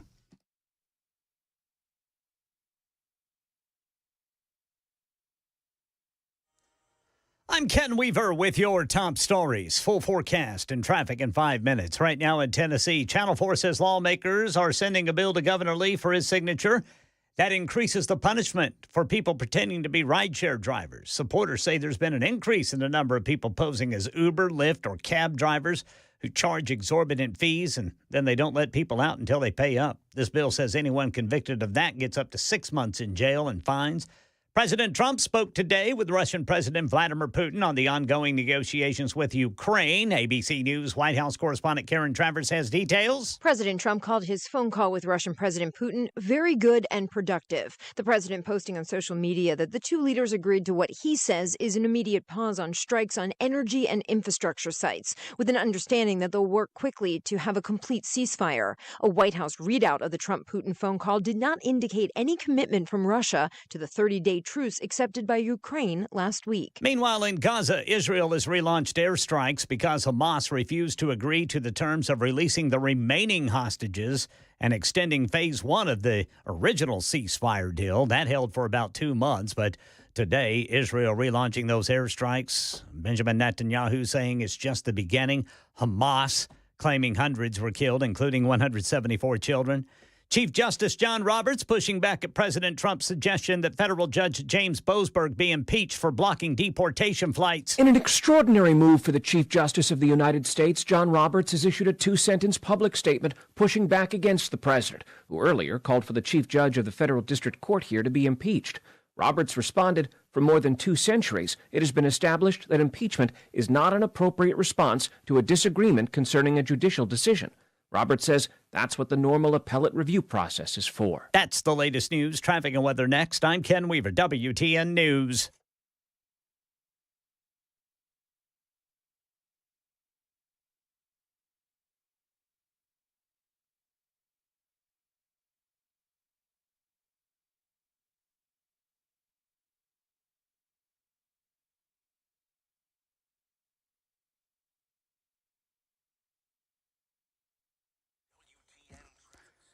All right, police reporting a crash over in the Belmont area. This will be 440 eastbound after Hillsborough Pike, Metro Center, 65 northbound after Rosa Parks. East Bank, right shoulder blocked by a crash, 24 westbound. That's going to be at Shelby Avenue, so the westbound East Loop backed up there. Then we have the on-ramp partially blocked by a crash, 40 eastbound from Church Street. Traffic every 10 minutes every morning on Super Talk 99.7 WTN.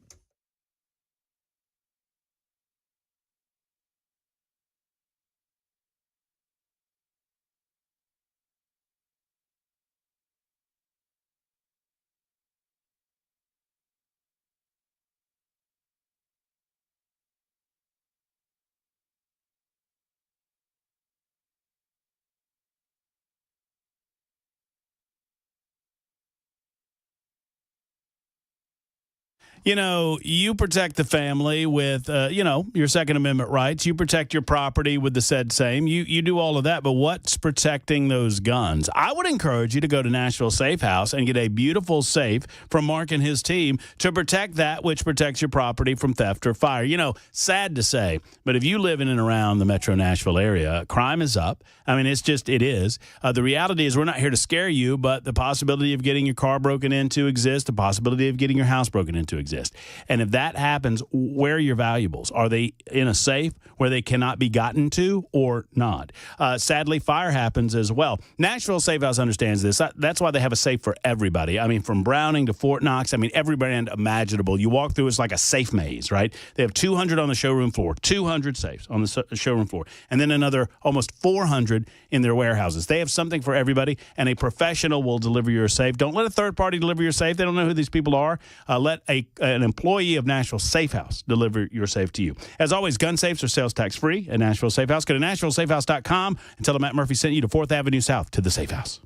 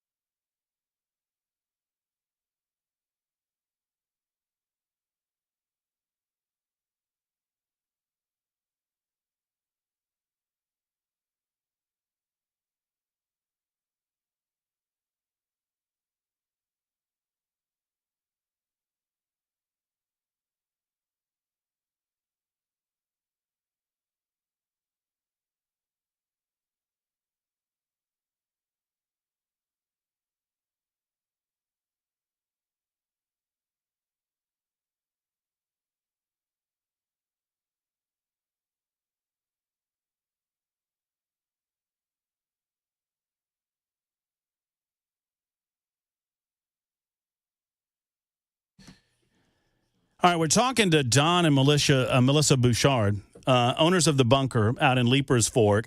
And just, a sad tale of Leapers Fork sadly just not reflecting the values of Middle Tennessee to the extent that that Don and Melissa thought that it would happen. And we just got the news that they're shutting down the physical shop, but they're going to have an online location. But I want to direct our attention to a different aspect of what we did. Last time I was down there. You mentioned to me, and you mentioned it to me again, that you had this beautiful American flag woodwork piece. Yeah. Tell me a little bit about that piece, and talk to me about. You mentioned that it was designed to be for a specific person. Is that right? Yeah, it was. Well, we had a couple of them, but the couple that we did were, one was for John Rich and one was for Kid Rock, and we had one of the vets out in South Carolina who does all the custom work for us. Mm-hmm. We had him do one specifically for John Rich and specifically for Kid Rock. So, and you've not been able to catch up with John. Hey, listen, it's a long ways out there. We didn't. No, I get didn't it. expect him to get there. No, I get it. We only have conservative artists. Like anything out there is going to. If you follow conservatives, that's what's going to be there up for the artists. So like Kid Rock, John Rich. Well, I told my buddy John Rich about it, and he wanted to call in. So John has called in to speak with Don and Melissa. And, John, I was telling you a little about this couple, Don and Melissa, conservative values, man. They run a great shop out there. We just found out that Melissa has a little brain tumor. Yeah. And we're going to be okay. Everything's going to be okay. But John said, can I just call in and say hello? John Rich joins us on the program. What's up, John? Hey, good afternoon, guys. Good to join you. Hey, John, these are good conservative folks, and they told me that they had a little piece, an American flag piece with a redneck Riviera there in the corner, and they just wanted to figure out a way to get it to you. And they said, Matt, can you get this to John Rich? I said, I think I can do one better. I get John Rich on the horn. Absolutely.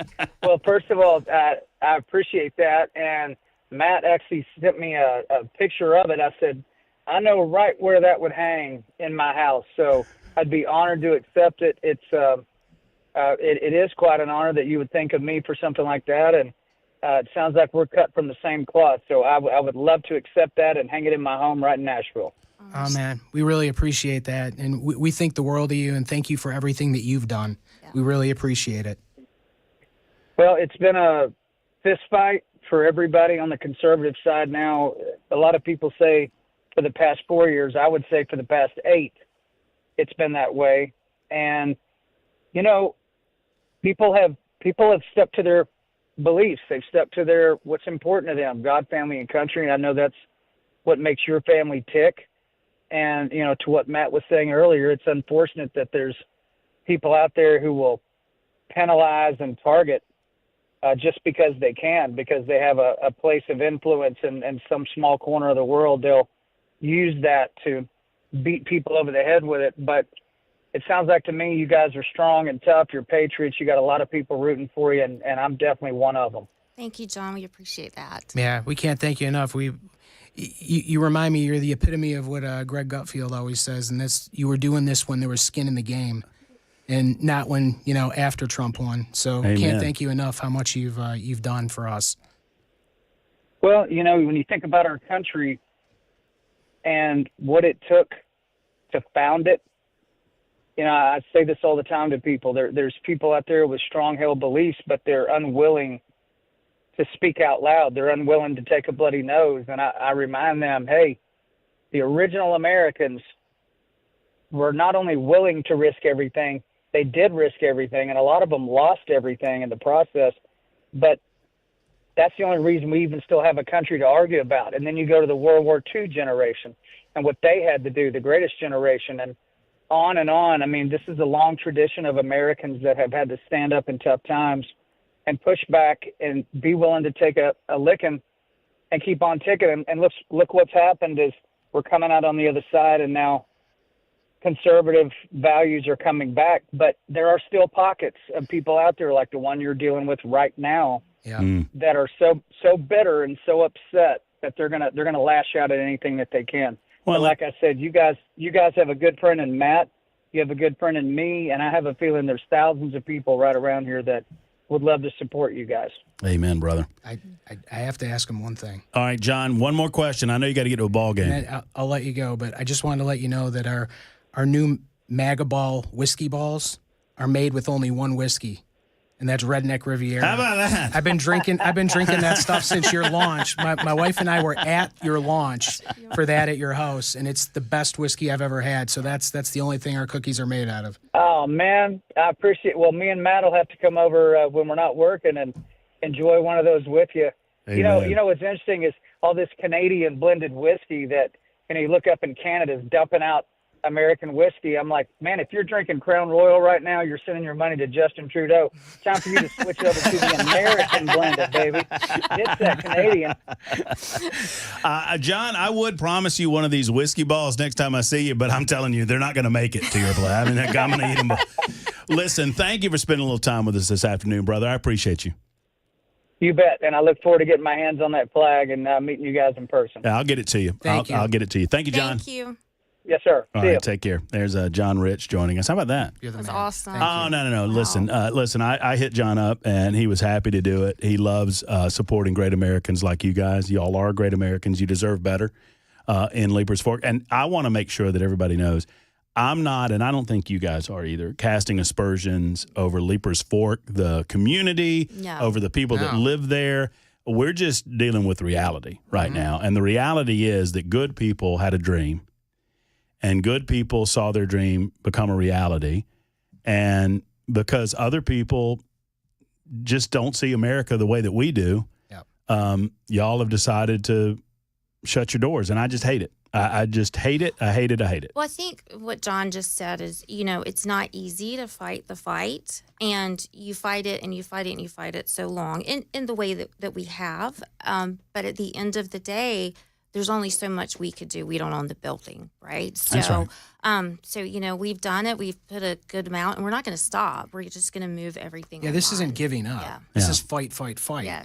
It's just we can't do it there because we don't own the building. Yeah. Well, toward that end, talk to us a little about the online shop. What is the vision, and where can people go to find out more about that? So a couple different things. We're launching magaballs.com, and for the time being, we'll be. When did you secure the magaballs.com domain? Are you ready for this one?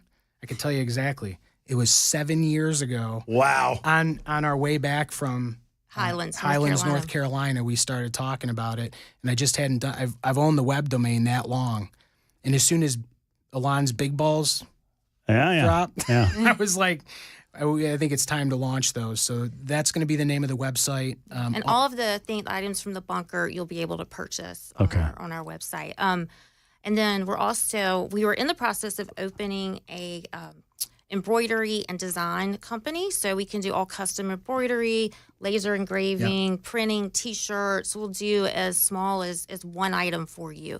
So we're in the process of getting that up and going as well. I think what we'd ask right now is everybody can find all the links. Just go to our Instagram page for Leaper or the bunker at Leaper's Fork, and they'll be able to find all the links. Like if they're not up there right now, they'll be up tonight. Okay.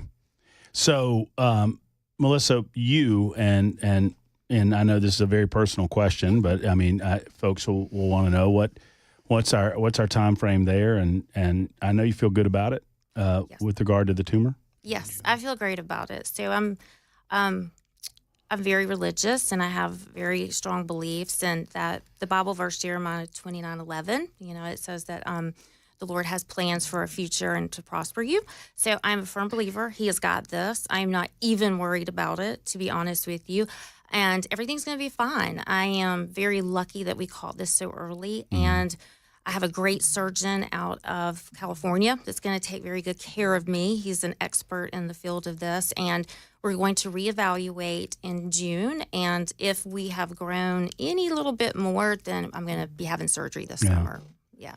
Ask them. I was telling you a little about my mama's story. Yeah. And people don't believe me. When I tell the story in 2025 that mama got to keep her brain tumor, people don't believe me. I mean, they don't. But it happened. I mean, when I was growing up, it was in a little jar, in a glass jar in the medicine cabinet, and there was. So ask them. See I can keep it. I'll bring it. I'll bring it back and show it to you. See if they.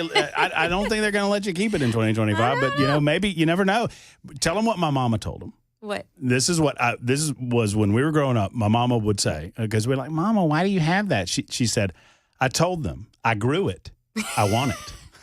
Hey, it's hers, right? That's exactly it's right. yours. So why not be able to have it? I'm going to ask just because you told me that now. And see what they tell you. Matt, one of the things that we did want to do, because we've been talking a lot about Leaper's Fork, we just kind of wanted to thank some of the people out there. Yeah. Because the last thing we want to do is, like you said, cast aspersions about everybody. But, Moo Country, Trace and Dawn Ann. Wonderful amazing. conservatives. Great people. Yeah. The artists upstairs, Johnny and Tiffany. Miss Deb, incredible. We have some great friends. There's Kyle and Peggy, who own Heirloom. It's a new shop down in Franklin. Craig Myers, a couple of our friends over at the bank who've really helped me out. Jamie, Vicky, and Tim at Old Town Lending. Those guys are amazing, and just we have good people around. Country Boy, the gentleman that owned Country Boy. Well, here's what I would recommend, because we're losing a great shop in the bunker, a physical shop. We'll still have the online location, but if y'all decide to go to Leaper's Fork again, I don't know if you will or not, but if you decide to go to Leaper's Fork again, wear your Trump gear. Get it from the bunker and then wear your Trump gear. And because I know from personal experience, a lot of people, they give you the thumbs up. I mean, and they're all good. Some people look at you a little funny. Yeah. And you know what? That's what America's all about. Let's Aren't go. we all allowed to have different opinions? I thought we were. I thought we were too. I thought it was a free country. Yeah. Listen, God bless y'all. You know how much we love you. Thank you for everything that you do for our community, and we'll keep up to date with everything going on with you, Melissa. Thank you. Thank We you so appreciate much. all of your support. You're the best, man. Thank There's you. Melissa and Don Bouchard. We got the redheaded stranger in the house. We got astronauts coming into to land right now. That's happening in mere moments. Elon and his folks with the Dragon are bringing our astronauts back home. Mount Juliet's own Butch Wilmore is coming back home. We'll do that next on Super Talk 99.7 WTN.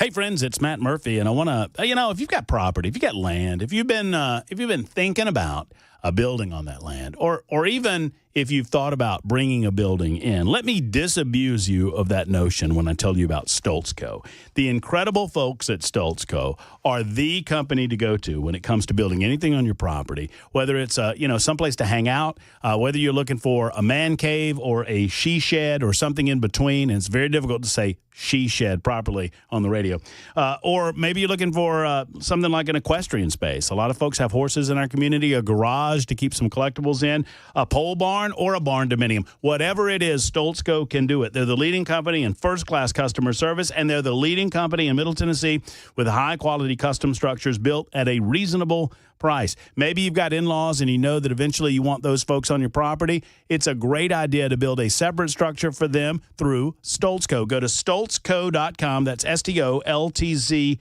Co.com, stoltzco.com, or call 615-622-5992, 622-5992 for Stalco.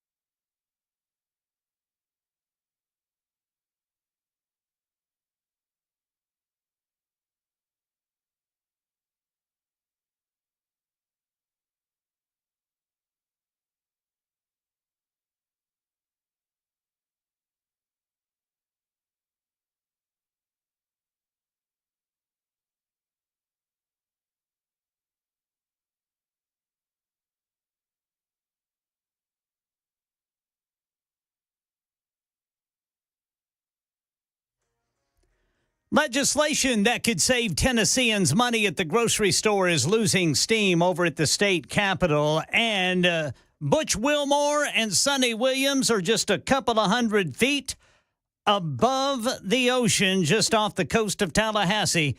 They're on their way home. We'll have it for you at 5 on Super Talk 99.7 WTN.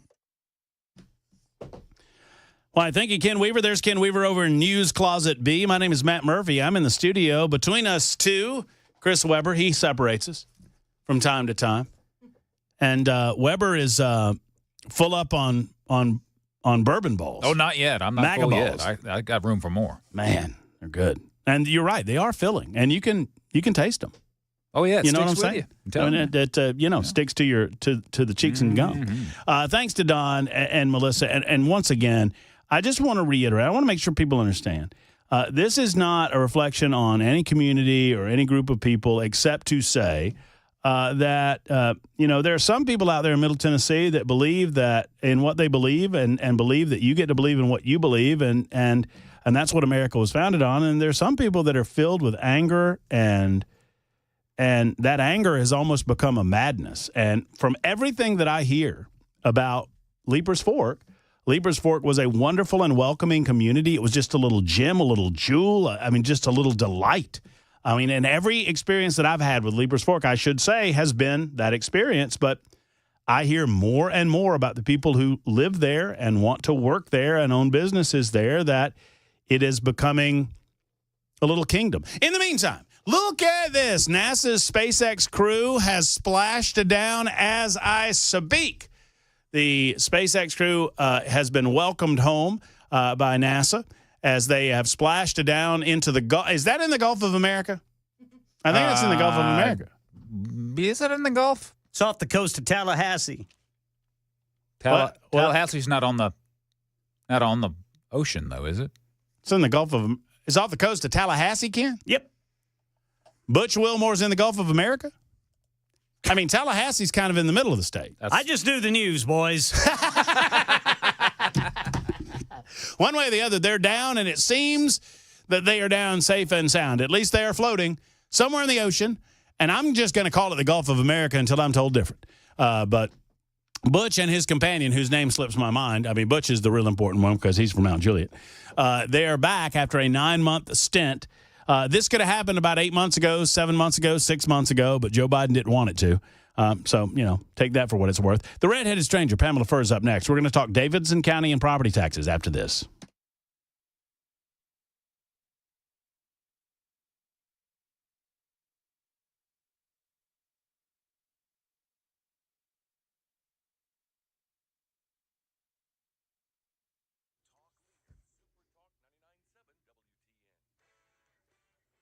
Five o'clock on the dot. I'm Ken Weaver with your top stories. Full forecast and traffic coming up in 5 minutes. And right now, off the coast of Tallahassee. And splashdown. Crew 9 back on Earth. So the big 9-month trip around the Earth in the International Space Station that was only supposed to be 8 days has finally come to an end for Mount Juliet native Butch Wilmore and his fellow astronaut Sonny Williams. Right now at the state capitol, Channel 4's Stacey Cameron says legislation that could save Tennesseans money at the grocery store is losing steam. Senate subcommittee, they delayed a vote on a bill to exempt fruit and vegetables from sales tax because its sponsor was sick. So it'll come back next week, but it's likely not going to do too well because that same committee voted thumbs down on 2 bills, one Democrat, the other Republican, that would have ended the state sales tax on all groceries. So while the grocery tax bill will move on to the full Senate Ways and Means Committee, the negative referral, it means it's likely to die there for a second year in a row. President Trump says Russian President Vladimir Putin agreed to an immediate ceasefire on energy and infrastructure as laying the groundwork toward long-term peace, but not the 30-day ceasefire that Ukraine agreed to without conditions. We get more from James Longman. He's in Kyiv. Now, Vladimir Putin has said in this long readout from the Kremlin that he expects that all military assistance to Ukraine has to stop. He wants a conversation about the root causes of this conflict in his mind to be had, and only then will he contemplate ending the war. That was his position before this phone call. So he hasn't really moved on any of this. Now, that ceasefire in Gaza is shattered after Hamas refused to release all of the hostages and agreed to extending Phase 1. ABC News contributor and former Defense Department official Mick Mulroy says it would be in Hamas's interest to come back to the negotiating table, especially after the airstrikes Israel put on Gaza overnight. There's no requirement that you stop collecting intelligence. So they probably had a lot of these targets ready to go if the ceasefire broke down, and it obviously did. And so I think that's why a lot of these targets will be significant when it comes to depleting Hamas of its leadership, potentially the arsenals hitting the areas where they keep their weapons and munitions. And it'll likely go on until there's an agreement. Yeah, Hamas claims Israeli airstrikes overnight killed hundreds of people, including 174 children. Supreme Court Chief Justice John Roberts pushing back against calls from President Trump and some House Republicans to impeach federal Judge James Boasberg for blocking deportation flights. Roberts saying the appropriate response to judicial disagreement is the normal appellate review process, which has existed for hundreds of years. That's the latest news. Traffic and weather next. I'm Ken Weaver, WTN News.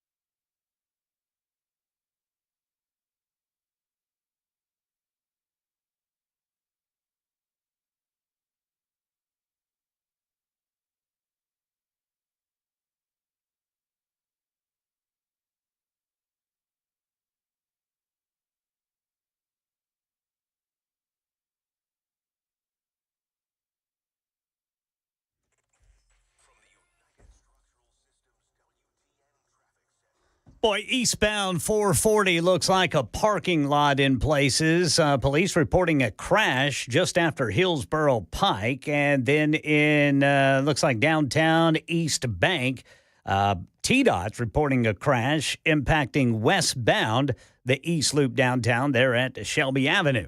Traffic every 10 minutes every morning on Super Talk 99.7 WTN.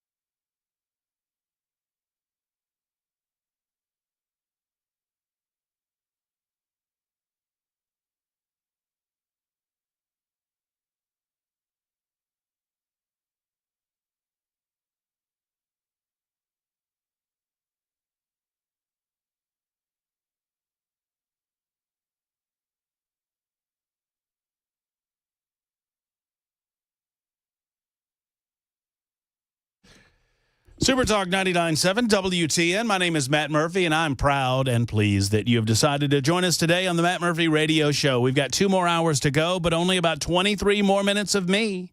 Let's pack it all in as best we can as I have to vamoose. Adios, amigos. And head over to the Woolworth Theater, where we'll be emceeing and part of a group entertaining the Davidson County GOP. The GOP Reagan Day Dinner is running tonight at Woolworth Theater. Very excited about that. I will be joined by, I think Marsha Blackburn's going to be there. John Rose is going to be there. Congressman Andy Ogles is going to be there. Jack Johnson's going to be there. Who else? Mark Pody, Senator Mark Pody will be there. And who am I missing? Hey, look, it's the redheaded stranger, the one and only Pamela Fur is in a house. You haven't been here in forever. In ages. Hello? I haven't seen the new studio. It looks great. I know. I mean, it changes color, like it fades in and out of color. I like it. We put lipstick on this oinker and made it happen, right? I like it a lot, and I like the TV behind you. Well, excuse me, monitor behind us. Looks good. Well, you look great. Thank you. You doing well? I am, especially after having those MAGA balls. Hello. Those were I got another one for you. I'm going to get you once I get you rolling on property taxes, I'm going to just pump one of these in my mouth. All right, that works. So good. And by the way, Don, if you're listening, did you leave your laptop? Did you leave your iPad? Because there's an iPad in here. Yeah. And if it's still in here at 5:30, I'm selling it. Highest bidder. How about that? Chris Weber behind the glass. Let me make sure I get the pleasantries out of the way. Chris Weber's behind the glass. Behind him, there's the one and only Ken Weaver. He's back in the newsroom gathering headlines as we speak. And one of the headlines, the astronauts have splashed it down. Nice. Our man Butch is down along with Sonny. And they are, as a matter of fact, in the Gulf of America. Nice. And one of our listeners said that that NASA television, NASA TV, announced that they had splashdown in the Gulf of America. Nice. It still feels weird. It feels I mean, I like it, but yeah. I'm down for it. Was that the ultimate troll, though? Did Elon Musk go, whatever we do, we are not splashing down in the Atlantic. That's right. We're splashing down in the Gulf of America. That's exactly right. Dig it in. I just love, and he does it about important things, and he does it about, seemingly less important things. But Trump says things, and people go, Trump. And he's messing around. And he goes, I ain't messing around. I'm going to do it. This is real. This is real. You're not gonna fly criminal illegal aliens to El Salvador. Watch me do it. Yeah. So things are well with you. Things are good with you. Yes, thank you for asking. Before I get all, I just want to make sure we got all. Yeah, do it. Well, okay. You want to just be honest? So I've got a hole in my head. What?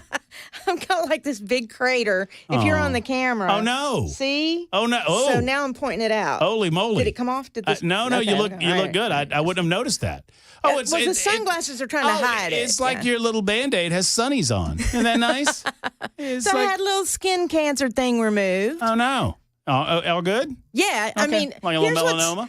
No, it wasn't even that. It was a basal cell carcinoma, which if you're going to have the C word, that's the one to have, apparently. But when the nurse calls you to say your biopsy has come back and it's cancer, then you hear nothing else, right? And it's like So I had to stop her and go. Charlie Brown teacher, right? Wah, wah, wah, wah. Yeah, exactly. So I said, okay, you're going to have to start all over because I haven't heard a thing, moly. But she says, no, if you're going to have something, this is what you have because it doesn't spread to organs. You do have to get it removed because it'll grow, but it'll grow on your skin. It doesn't go to organs. Nobody dies from it. So, yeah. So I had it removed. So I have like a thumb hole in my head that's going to have to grow back. Oh, you.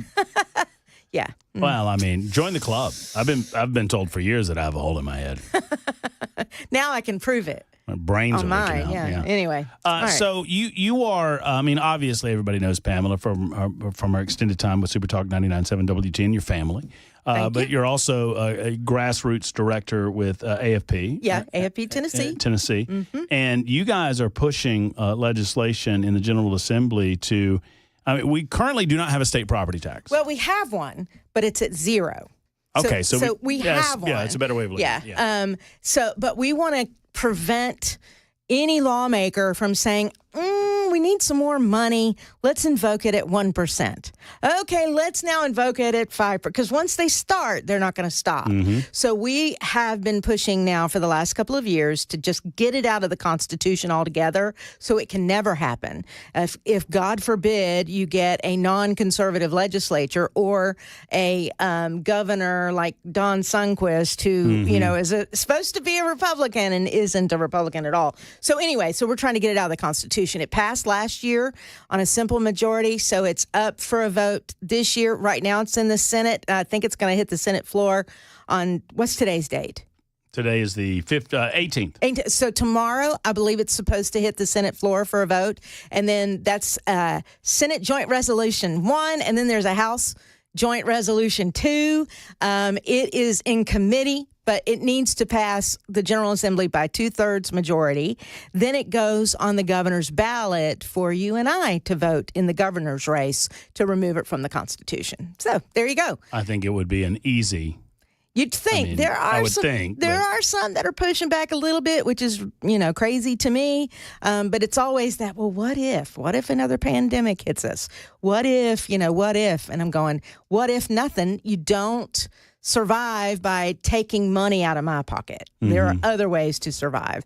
And so anyway, that's what AFP is pushing at the state level. Well, and, it's one thing for some of these liberals to tell me, well, we want that in our back pocket in case we need it. That's one thing. I'll fight back against that. Don't let these quote-unquote conservatives tell you, well, it's at zero, so what does it matter?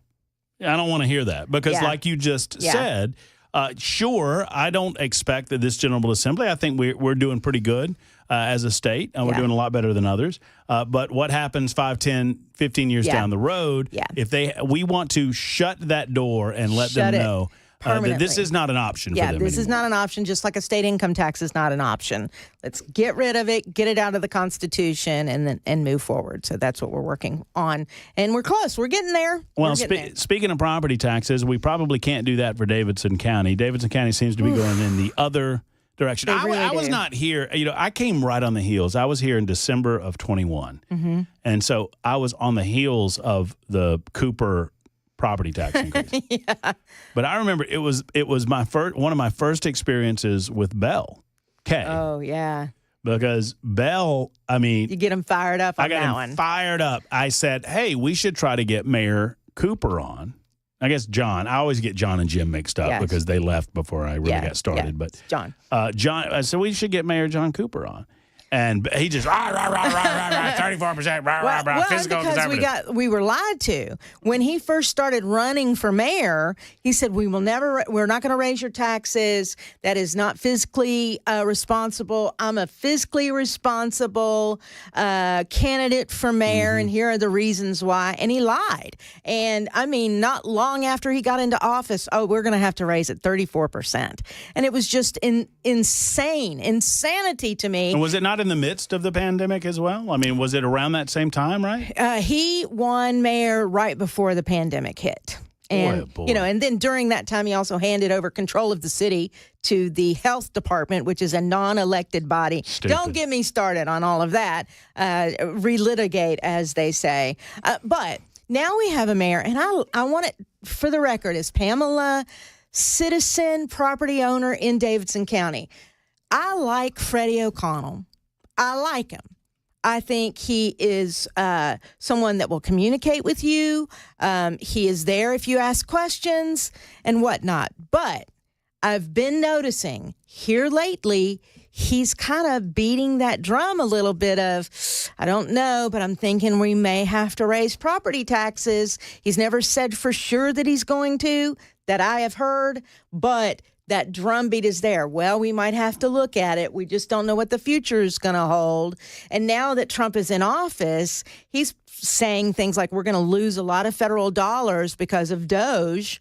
And if that happens, we may have to find other revenue streams instead of doging the metro city government. Which is what they ought to do. Which is what they absolutely ought to do. So I actually was listening to your show and heard Ben Cunningham from the Tea Party on your show. And you asked him, well, what do we do? And he said, we organize. And of course, that's my language. That is what I do now for a living. And as a stakeholder in Nashville in Davidson County, I thought I need to do some research here because I don't care if there's an R or a D by your name. If you own property in Davidson County, your taxes went up 34% just 3 years ago, I do believe. And it is not time to do that again at all. Hit the X button on all your spending first. Show me that you're doing that. And I've got some interesting, in my opinion, statistics here. For instance, Nashville has the highest per capita property tax burden in Tennessee, which surprised me. What? Say that again. Nashville has the highest per capita property tax burden in Tennessee, much higher than surrounding counties. We're at $2,150 average, right? Per capita. Williamson County is $1,291. You'd think that would be much higher. Rutherford County, $816. Wilson, $828. Cheatham, $714. Sumner, $747. We have a per capita tax burden higher than Williamson County. And people don't realize that. And let me cite my source here. I forgot to bring my glasses. I'm so sorry. I have to hold it far from me. Look at that on the Talk TV side. Man, oh, man. Pamela. It's the Sycamore Institute Property Tax Study, page 27, if anybody wants to look that up. And this is in 2023. There are lots of other things that I can go down the list. Nashville's population growth, it has stalled. We're not at 100 people moving here every day. It's stalled quite a bit. Mm-hmm. In fact, you have property owners now that are moving out and going to surrounding counties, and those counties are now having to pick up the burden of more people moving to their counties. So, with all that being said, I do believe we need to organize, and I do believe that we need to tell Mayor O'Connell, no, don't do that to us. We can't afford to continue to pay for the things that you want to do that are not necessary. Mary writes in. Mary's a loyal listener to the show and loves you, Pamela. And she said, but has Pamela lost her mind? She likes Freddie. He's killing her. Look, Freddie, as a person. Freddie is accessible. Yeah. And this is what I'll say about Mayor O'Connell. He continues to come on the show. Yep. I continue to disagree with him about any number of things, but he continues to come on the show. And the last time he was on the show, he said something that should worry every resident of Davidson County. He said exactly what you're talking about. I said, well, are you planning to raise property taxes? You just got your transit tax passed. And he goes, well, Matt, I mean, it's an assessment year, and that's the time to look at everything. Yes. And I'm like, what? Don't you hear that drumbeat? I mean, yeah. I mean, so if you're not closing the door on the possibility of property taxes going up and you're saying, well, it's time to look at everything, I would suggest to you that that's a man who's getting ready to raise property taxes. Yeah, absolutely. Especially, like you say, now that, I mean, his transit tax passed, but friends, a lot of that transit tax was dependent on federal money. Mm-hmm. And Freddie well knows that some of that federal money might not be coming his way anytime soon, and he's going to be looking for cash. Yeah, he's going to be looking for cash. And where is he going to get it? From the property owners of Davidson County. So I don't care if you have an R or a D by your name, this should concern you greatly. It's an issue that I think we can all get behind. No new taxes. Don't raise our taxes, period. End of story. Find other ways for revenue, like cutting your spending. You raised a sales tax already, so use some of that for your pet projects here. It is not necessary for us to have a transit tax, especially when you've now got people moving out of the county. Well, and I see the buses. And there's nobody on them. Yeah. All right, more with Pamela Fur in just a moment. It's 20 minutes after the hour. Matt Murphy Show. Matt Murphy leaving at 5:30. Cameron Smith will be in from 5:30 until 7 o'clock. It's Super Talk 99.7 WTN.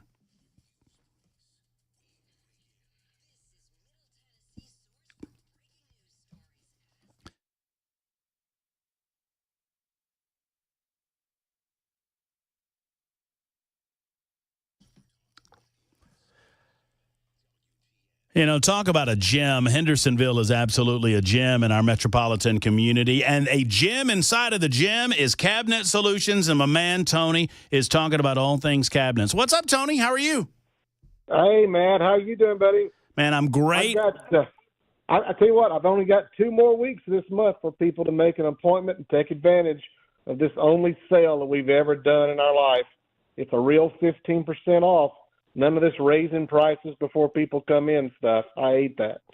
Or I'll tell you what I'm also going to do. If 15% off doesn't appeal to them, they can take advantage of no interest financing as well. Wow, that's a pretty good deal. And that's one of the first things Tony said to me when we toured the incredible showroom, almost 5,000 feet of showroom space up there in Hendersonville at Cabinet Solutions. You said, Murphy, I'm not going to raise my prices to discount my prices. I can't stand it when people do that. This is a real deal 15% discount, correct? That is right, the real deal. It's killing me. Oh, well, I love it. Your pain is our gain, and you have all different types of customized cabinets. You've got a cabinet for every price point. You've got closet cabinetry. You've got bathrooms. You've got kitchen. Anything imaginable, you've got it at Cabinet Solutions. We've got it. Outdoor, garage, you name it. And tell people how they can get a hold of you to schedule one of those appointments today, Tony. I believe the best way is to go to our website, mycabinetsolution.com, go to the Contact Us page, fill out a contact form that comes directly to me, and I'll get right back to them. mycabinetsolution.com. There you go, brother. 15% off or 0% financing. Talk to Tony about which one you prefer and contact Tony at Cabinet Solutions in Hendersonville.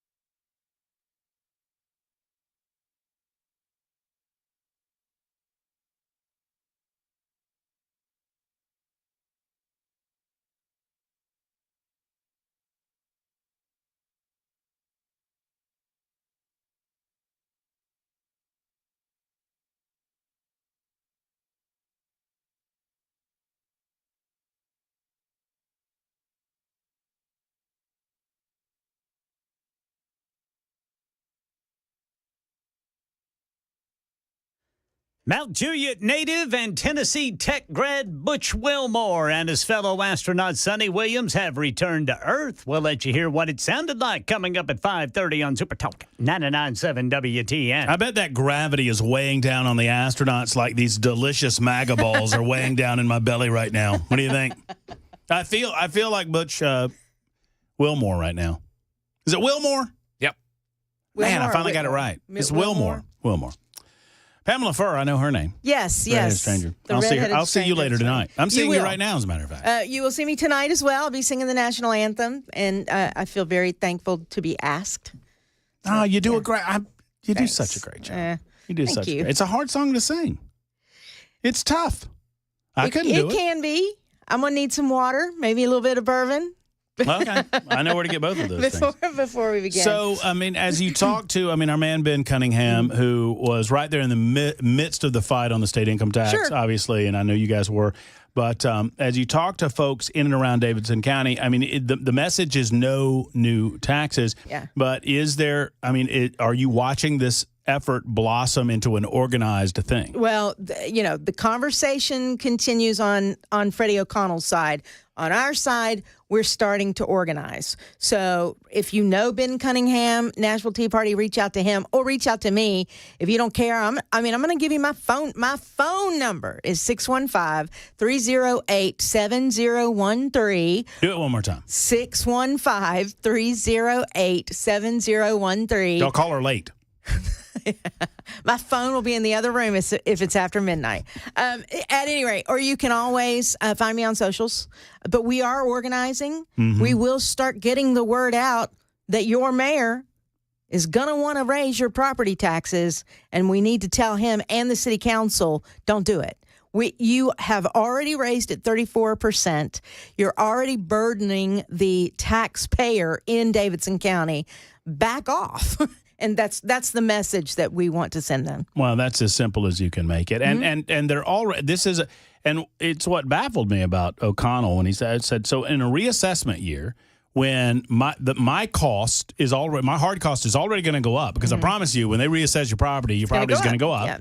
And so your property tax bill is going to go up. But they're going to tell you, oh no, with the reassessment, the way that it works, it'll actually go down. Liars. Now, correct. I mean, they try to manipulate these numbers to convince you that your tax bill is going to go down, and that's bovine scatology. It's wrong. So anyway, I don't want to hear it. What I want to hear from you is we're going to cut our spending in Metro before we ever think again about raising any kind of tax in Davidson County. That's the only way to go. And then on the other front, we were discussing it right on the front end. I mean, that's as simple as calling your senator and calling your representative and say, look, give us the opportunity to vote on this thing in terms of the statewide property tax, which is currently in existence. It's currently at 0. It can be changed from 0 at any time. Yes. That would take a vote of the legislature, right? Yeah, only one lawmaker would have to bring it forward, and then there's a vote for it. But if you get it on the ballot for the gubernatorial election in 26, that means that the state gets to decide whether they want to end that for to take all time. To remove it out of the Constitution, for all time until there's another constitutional amendment, I suppose. But no, let's get it out of there. That way, this cannot happen to the Tennessee taxpayer. So if we're going to do that statewide, let's look at our county property taxes now. And I know a lot of people around this state, their property taxes continue to bump up because that's where they think they can get the revenue instead of cutting their spending, instead of reining in unelected bureaucrats from saying we need X amount of dollars to do stupid things. It happens all the time. You got to hold on to your wallets when politicians are involved. Well, I know you'll keep us up to date on the Davidson County effort. Yes, absolutely. And we appreciate your grassroots efforts. Reach out to me, there. and we'll get, again, we're organizing now, so before he gets an opportunity to raise the taxes. One more time on the telephone number. 615-308-7013. Office hours between 2 and 4 a.m. for Pamela Fur. Yeah, that's right. I give my, it's funny. I give my phone number out a lot, my cell phone number out a lot, and I don't mind giving it out. And people go, "Oh, don't you worry about people calling you at all hours?" I'm like, no, I don't answer my phone at all hours. And if I don't turn it off. Yeah. And I'll be honest, if I don't recognize your number, you're gonna have to leave a voicemail. Yeah. Or text me because I'm not answering the phone anyway. So. Even if you know them, sometimes you don't answer. Ask me how I know. Speaking of not answering the phone, Cameron Smith is coming up next. I never answer his calls, but he answered mine. He answered the call to come in and sit in with us for the last hour and a half, and he's a good man for doing so. Yep. So we're off to the Woolworth. If you're going down, we'll see you there. We're off to the Woolworth. Stay out of the Woolworth. It's, I dare you to say, I will pay you $25 to say what? To say, get out and stay out of the Woolworth. I'm going to figure out from the stage. We're going to figure out the exact. On the stage. I will figure out the exact quote, and then I'll figure out a way to say it. I got to figure out the exact quote. $25. I owe Chris $25. I'm going to give you $25. Wait, you owe Weber $25? I do. She does. How does she owe you $25? Do you remember why? Yes. I do remember. Well, is this the damn achy? This is the achy breaky heart. My achy breaky heart. Yeah, you see, y'all think you're funny. We do. That's what it cost you. That's what you sell me out for, $25. I'm cheap, baby. You could have got him for like 15, by the way. I'm pretty sure. Or some whiskey. or That's some true. of that. All right, Ken Weaver's got the news. It's 32 after the hour on Super Talk.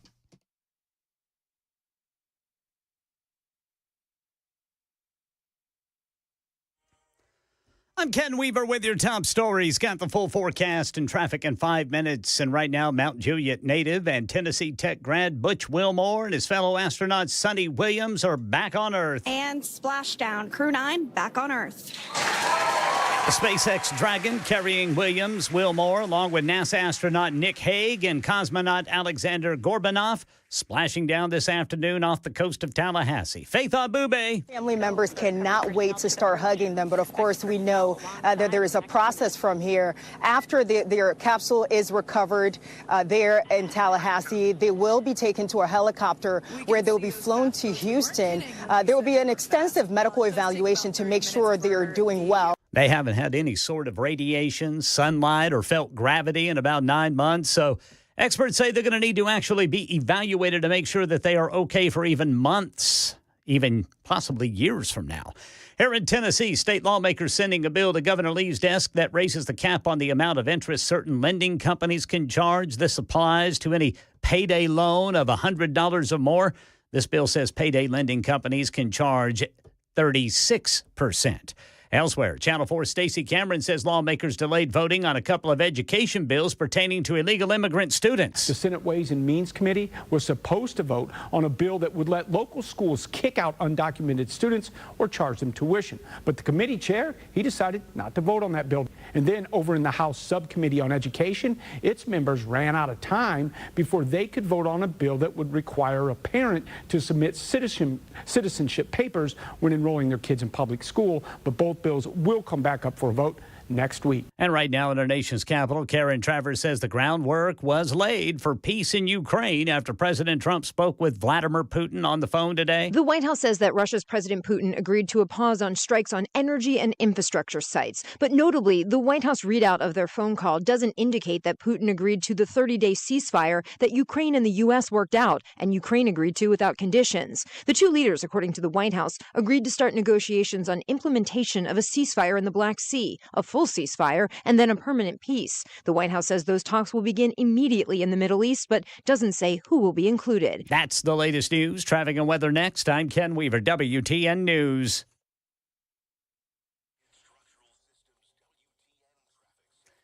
All right, in Murfreesboro, looks like we've got a disabled vehicle blocking the left lane of 24 eastbound near Joby Jackson Parkway. Back here in Nashville, downtown, westbound East Loop, got a crash blocking the ramp.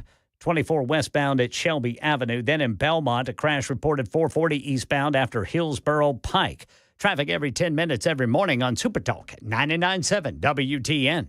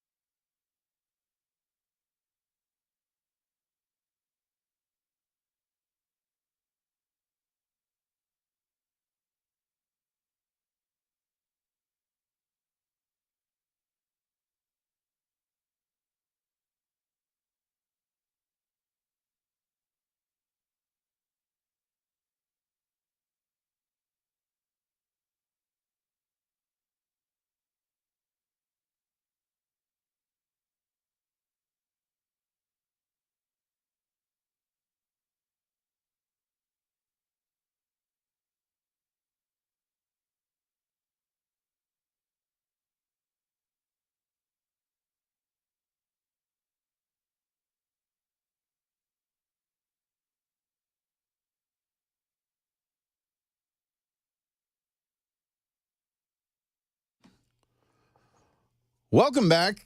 The door was just left open, so I just wandered on in the studio, and I'm filling in for Matt for the rest of the show. I'm Cameron Smith. You're listening to Super Talk 99.7.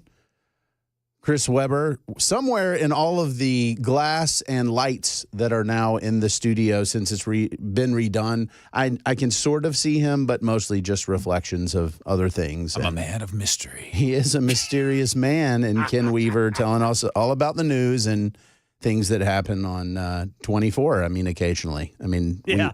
we're all stuck. I just want you to know that. That's how this is going to work out. Oh, man, guys. It is glorious outside. I know. If you put your earbuds in, listen to Super Talk, and go for a walk. Oh, my goodness. I am very fortunate this afternoon. I was out at Pinkerton Park with my friends at Thanks, and we were having a field day where we did an egg toss. Oh, yes, I said eggs. Those rather expensive jewels of protein. Nobody broke any. And right. and a lucky staff member got to take them home and eat them. So very exciting. You might want to wash those again before they eat them. But we had such challenges as build a tower out of shoes. So, you know, a team of 4, you take your shoes off and build the tallest tower, and then you win. We had different gift cards for our staff appreciation day. So we had a lot of fun. And it was just a reminder to me, folks, you got to take care of your people, whether it's at work, your family, your crew. Make sure you say thanks. Make sure you let them know how much you appreciate them. It's a big deal. That's my day job. I'm also on the editorial board of the Tennessean. I want to thank each and every one of y'all who go and read my column, and even the ones of you who are liberal and read my column and tell me you hate me. I rather enjoy the delicious liberal tears that I get. They sate me and make me okay.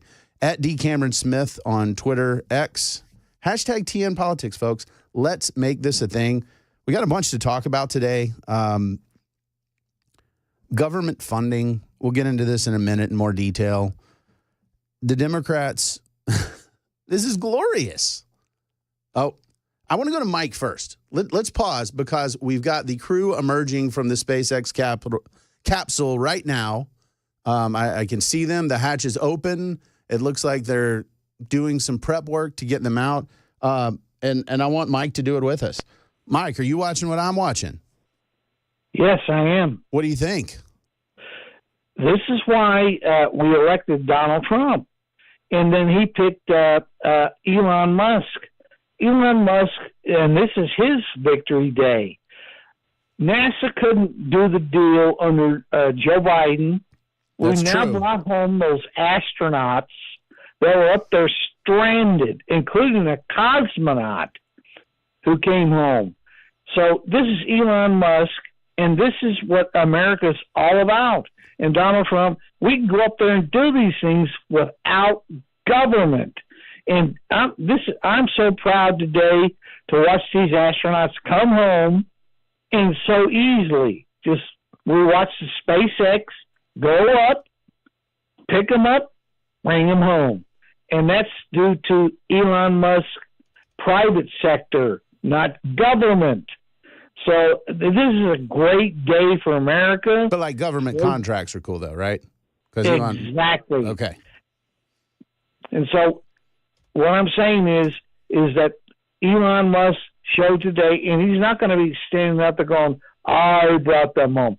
He's just saying, look, this is what private sector can do. No, I'm pretty sure he's going to stand there and say, hey, I got him home, but he did. I mean, that's the truth. He's not lying. He got him home. He got him home safe and sound, and they're all coming out. And you know what? It became private sector did this, not government. And then Trump is saying, you know what? This is why we can stop this kind of waste in government. We've got a space program now run by Elon Musk. He runs 95% now of all space launches, including the Chinese. Chinese can't even do this. Elon Musk can. Well, I And mean, that's look, why- let's be honest. I mean, there is a lot of government funding that does go to SpaceX. Like, SpaceX is not doing just private stuff. But I'm telling you, if you look at the bottom line, Elon Musk started SpaceX. He did. Yeah, he did. And he's now doing it in such a very efficient way. Yes, we can have government involved, but in an efficient way. It's like going to all these other things, Doge. Let's go to the Defense Department. Let's go to the Education Department. Let's just go to all parts of government. We So I want to ask you a question while we're agencies. watching this. This is cool. This is really cool. But what role does Congress play in all this? Because I get Doge. I get what Trump's doing. I think it's fantastic.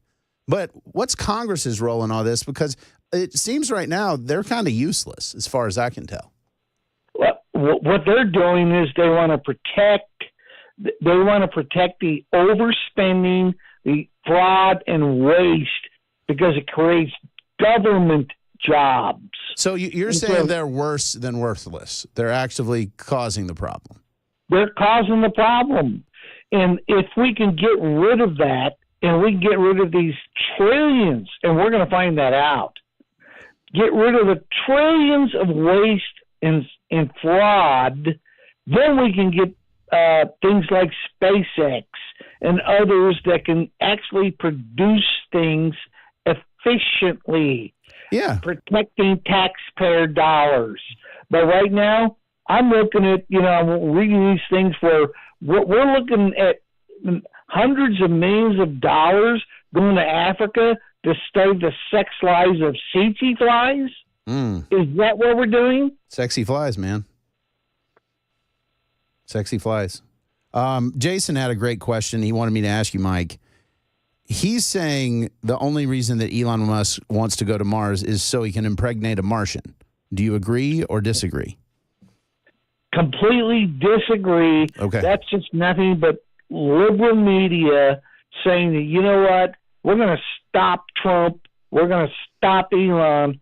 What he's doing is saying, look at the future. If we go to Mars, it was Kennedy that said, let's go to the moon. And he just unleashed technology and growth and doing things. Yeah, you remember that quote, ask not what the moon can do for you, but what you can do for the moon, right? No, he didn't say that. He didn't? No, he didn't say that. Oh. And so, look, guys. Man, shoot. I wasn't alive when he was, so. I know. And so he just basically told us, you know what? Let's get beyond all the crap. If we can go to the moon, and let's go to the moon and do it. Was he one of the good Democrats? He was a good Democrat. Okay. He actually, if he was running today, if John F. Kennedy was running today, he'd be a Donald Trump. They'd try to destroy him. Yeah. He actually believed in capitalism. Yeah. They did try to destroy him. They actually killed him. So they tried with Trump. They missed. So. Yeah. All anyway. right. Well, I appreciate it, Mike. Thanks for the call. And, Jason and his liberal ideology trying to, suggest nefarious things about Elon Musk and aliens. Come on, folks. Jason, I can't believe you'd be like that. Sally, I'm sorry that your ears were hurting, but we'll try to do better. Here's what I think. I think this stuff is cool. I worked for a member in the House of Representatives, a guy named Tom Feeney. Tom was the Speaker of the House in Florida. He represented the Space Coast. And I got to tour the vehicle assembly building where they put the space shuttle together and, hang out with the crawler and the cool stuff. And it totally changed my approach to America and space. Because prior to working for Tom, I just was like, we don't need to mess with this stuff. This space stuff is just really, really expensive. Why would we do it? And then I saw a building that had clouds inside. And I was like, that's really freaking cool. And I feel like this is something that Donald Trump understands. America needs to do cool stuff, and it does matter. I get it. I'm a fiscal conservative. I push back on government spending and waste, and do we really need to? And when it comes to things like space, I just think it's really important that we do these things together, because there's not necessarily a ton of commercial enterprise in space. I mean, it's pretty much, hey, do wealthy governments have the capacity to engage here? And some of it, there's a whole defense budget that's classified, and then there's NASA. So we have civilian and defense applications, but this is something that, man, guys, it's cool. And if you're watching this crew emerging from the SpaceX capsule right now, they're lifting them up. I mean, I can't imagine how much atrophy their muscles have had from being up there that long. They've got them in a kind of a chair type thing that they're wheeling them out. They look, they're smiling and they're waving and they're happy. And man, it's cool. It's just really, really cool to do it. We got to take a break, and then we've got a little bit more and then a whole nother hour. I'm Cameron Smith. You're listening to The Matt Murphy Show on Super Talk 99.7.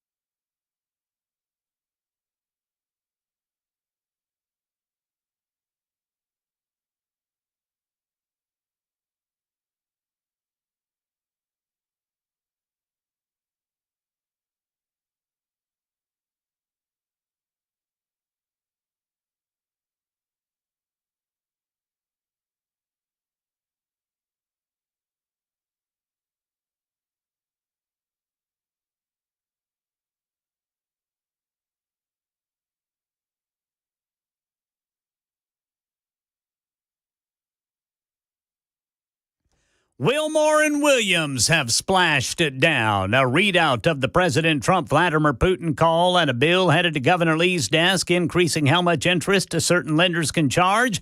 These stories and more at 6 on Super Talk 99.7 WTN.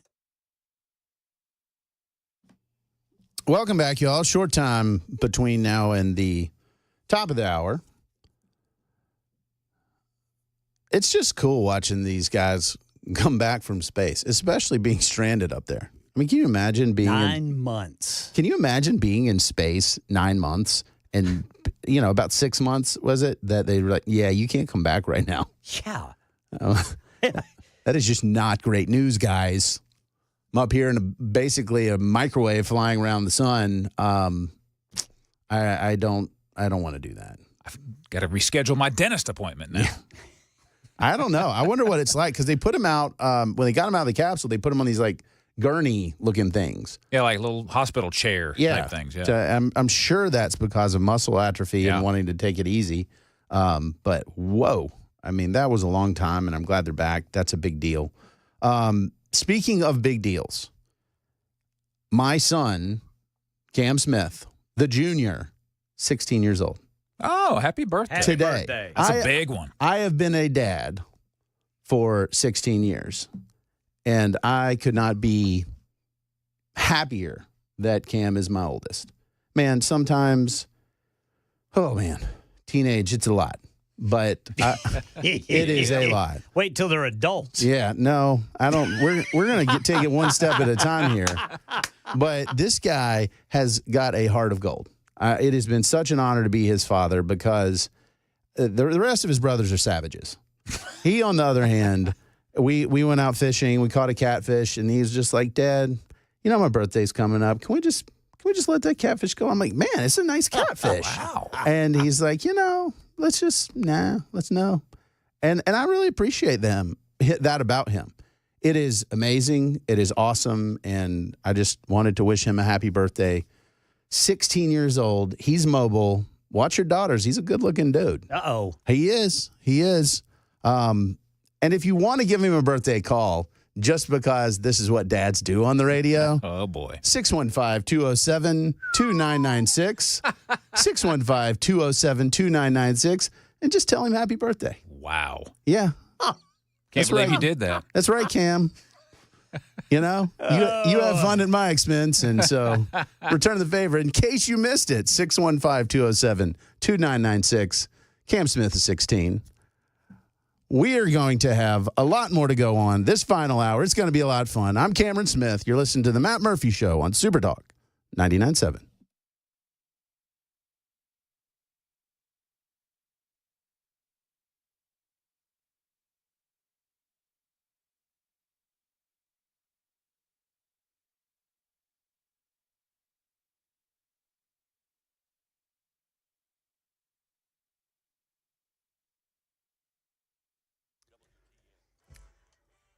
Six o'clock on the dot. I'm Ken Weaver with your top stories. Full forecast and traffic in 5 minutes. 2 astronauts unable to get home last June due to problems with Boeing Starliner capsules safely back on Earth after hitching a ride from Elon Musk. Here's Alex Stone. 9 months after they lifted off on what was supposed to have been an 8-day test flight aboard the Boeing Starliner. And splashdown. Crew 9 back on Earth. Butch Wilmore and Sonny Williams splashing down off the coast of Tallahassee on a beautiful day aboard a SpaceX capsule that got them home. The capsule slowing from 17,000 miles an hour down to just 16 miles an hour at splashdown. The pair will be heading to Houston for medical checkup. Yeah, with more on that, here's Faith Abube. It will be an extensive medical evaluation to make sure they're doing well. Of course, they've spent quite a significant amount of time in space. That takes a toll. They haven't had any sort of radiation, sunlight, or felt gravity in about 9 months. And so they will need to actually be evaluated to make sure that they're okay for even months and months, even years from now. Now, Sonny actually able to break a record for the longest time spent spacewalking by a woman, 62 hours and 6 minutes.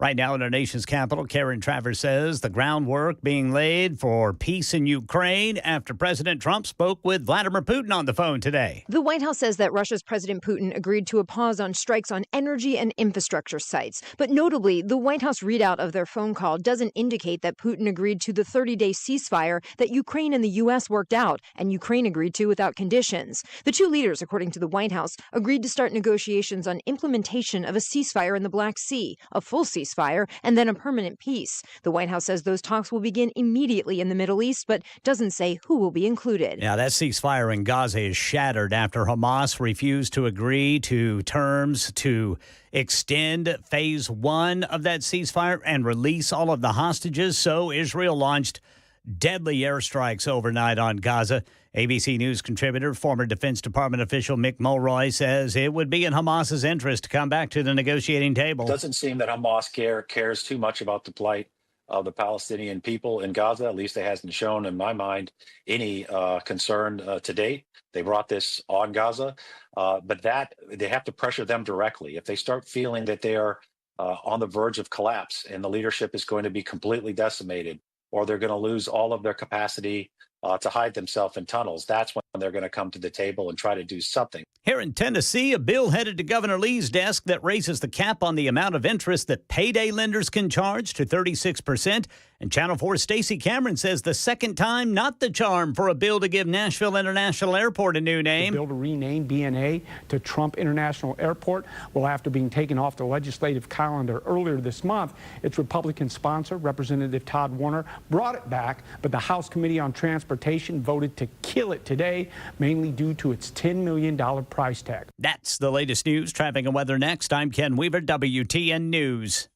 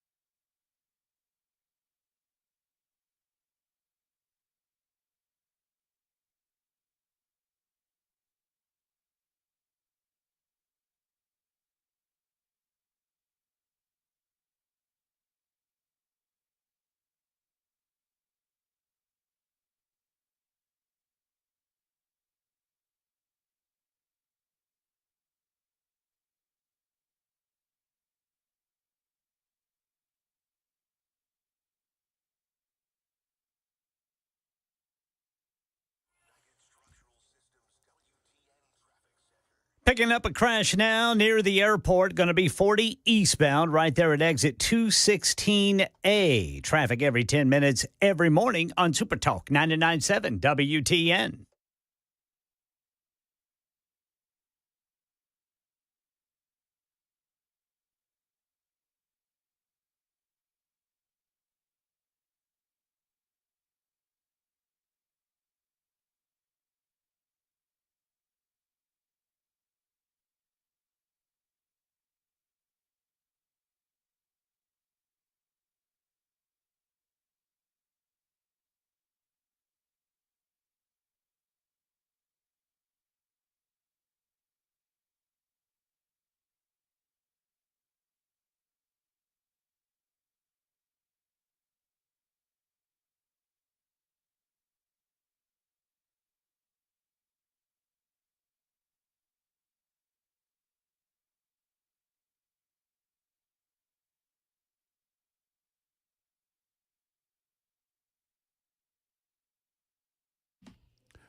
Welcome back to the final hour of the Matt Murphy Show. Matt left and the door was open, so I came in. I'm Cameron Smith. Write a column over at the Tennessean. It's a conservative one. It's also correct most of the time, as best I can tell. Factually accurate. All the best words, really.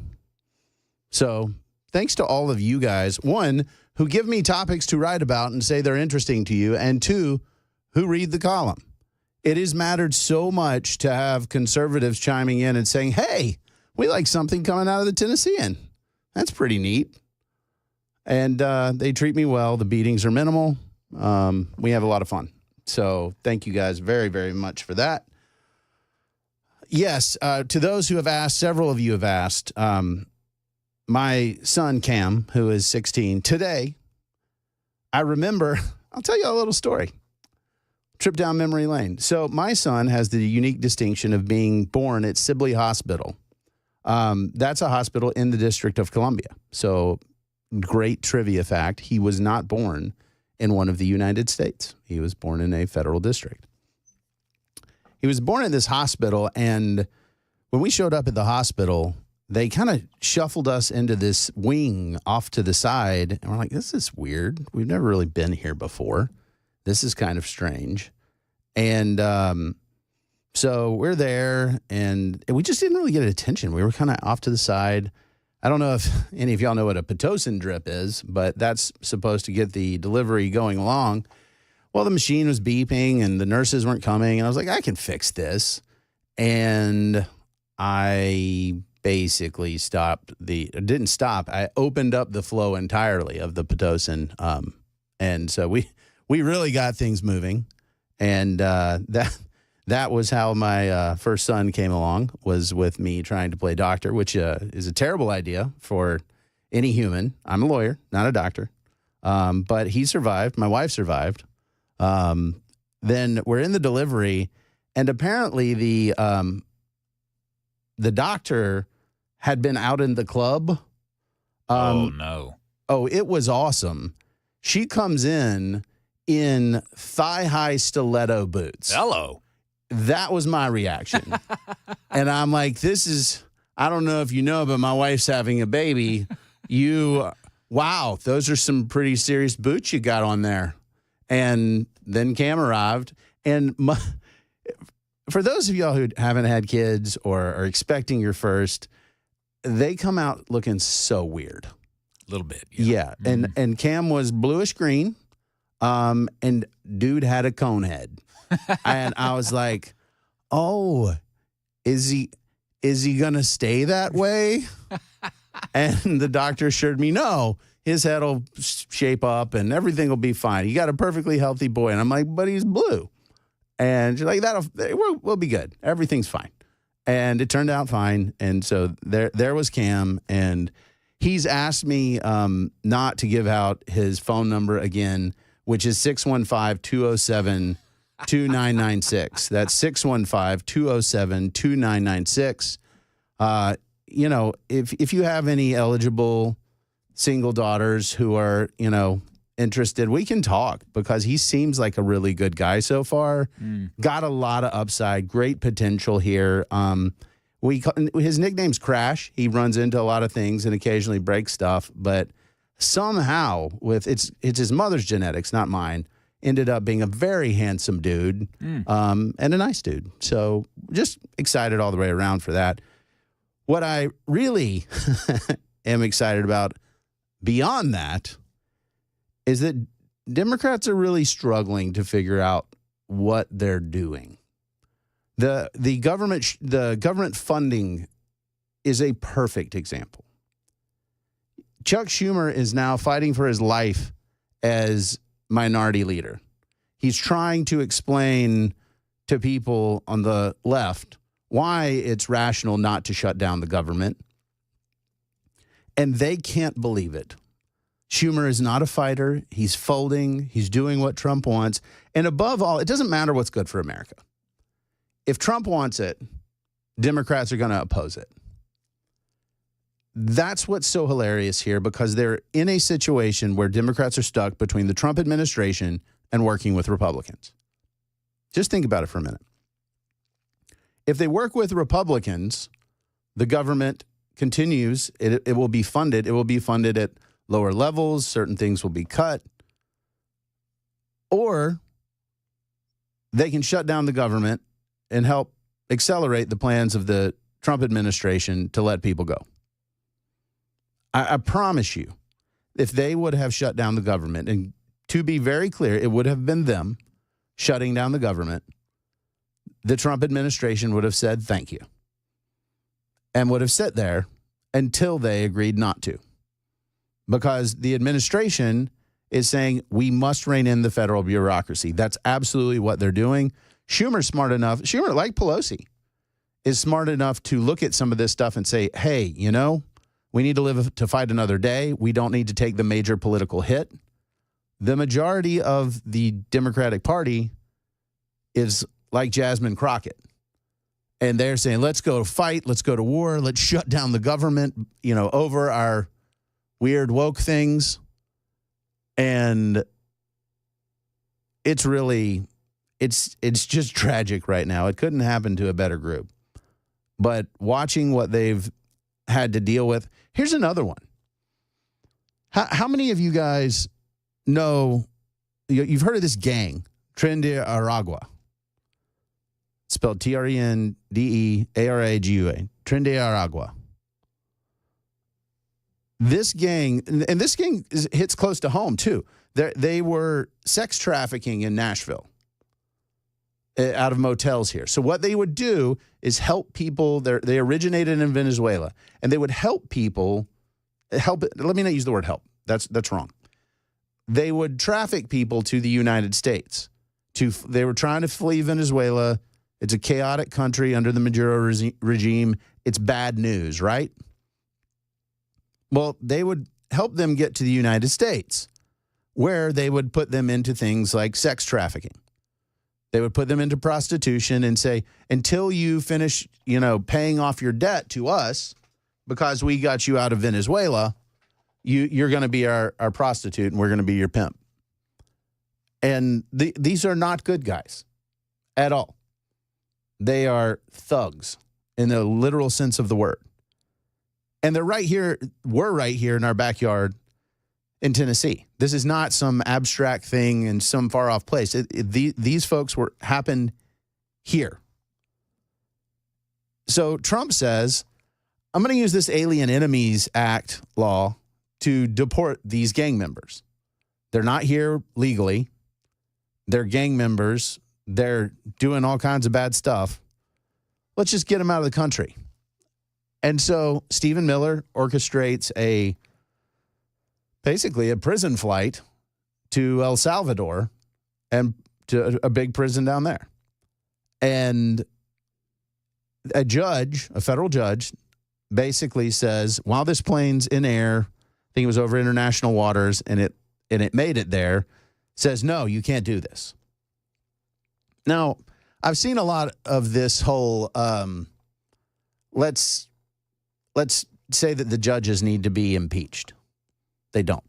Just because we disagree with the judge's ruling does not mean they need to be impeached. Impeachment is a standard. It is a political standard, so that's fair. But it's really for misconduct.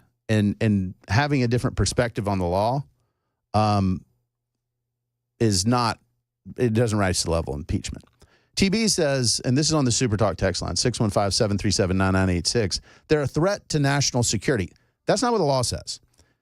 The law that Trump used to deport them requires a foreign nation or government being involved. So if the administration can tie them to the Maduro regime or something like that, he's got a pretty good case.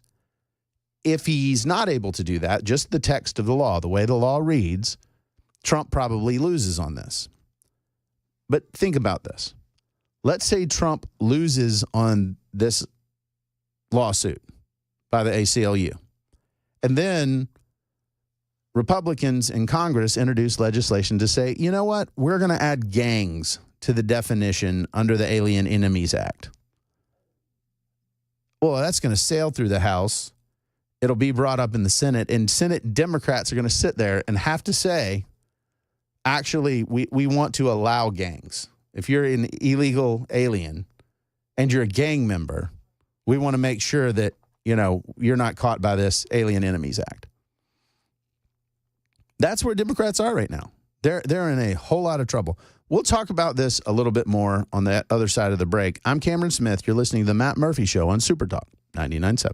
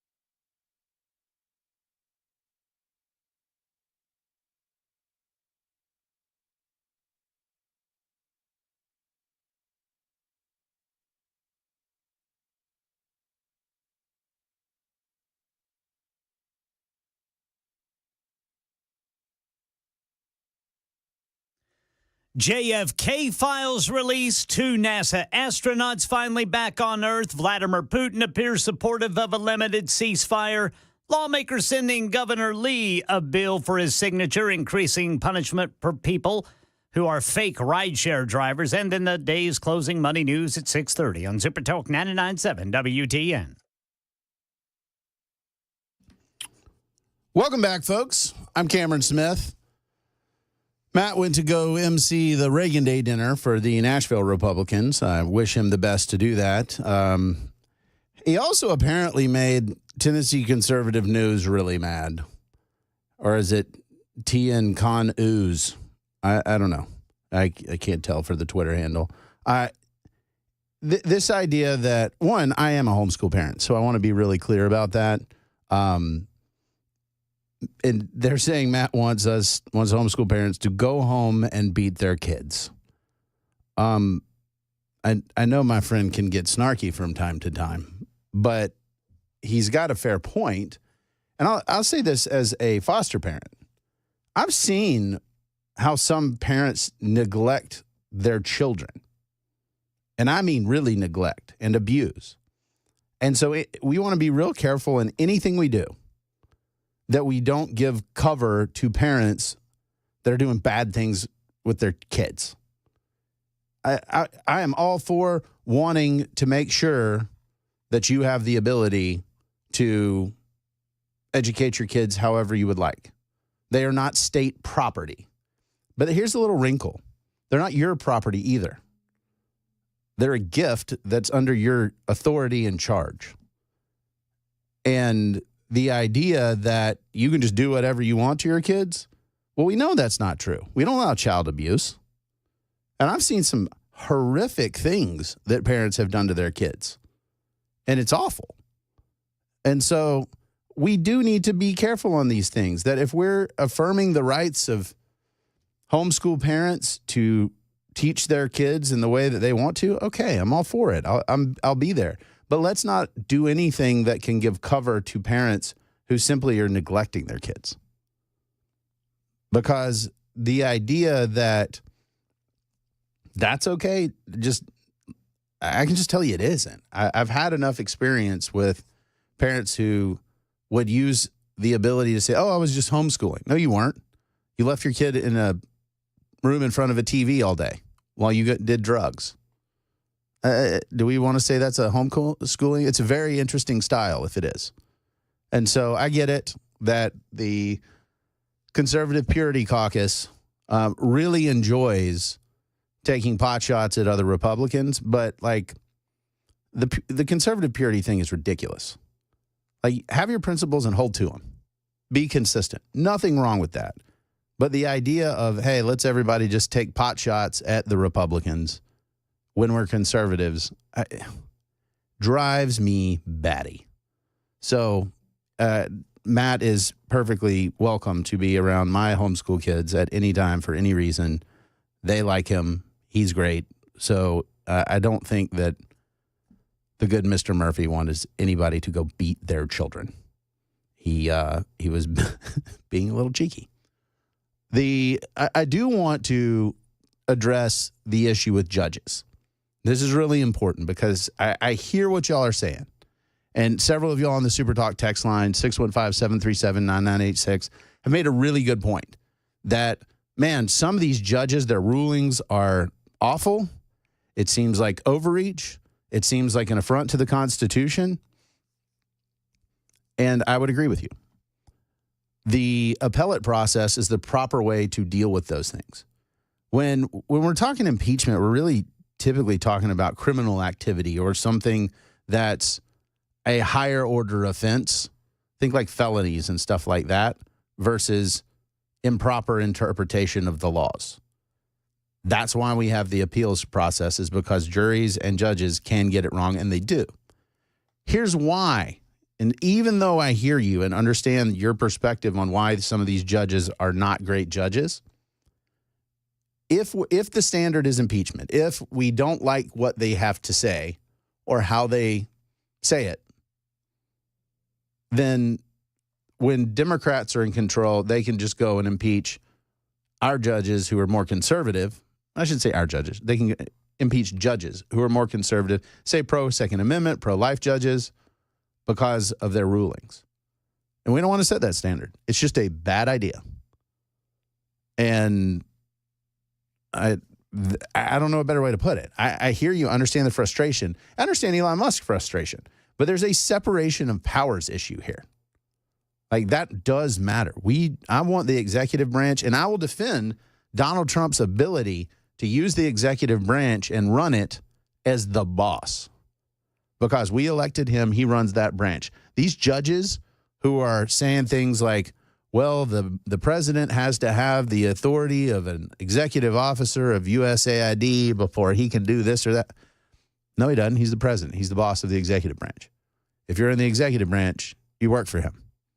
I don't even support the idea of independent agencies. The idea that there's an agency that somehow doesn't report to the president of the United States, where exactly, what articles does that fall in under the Constitution?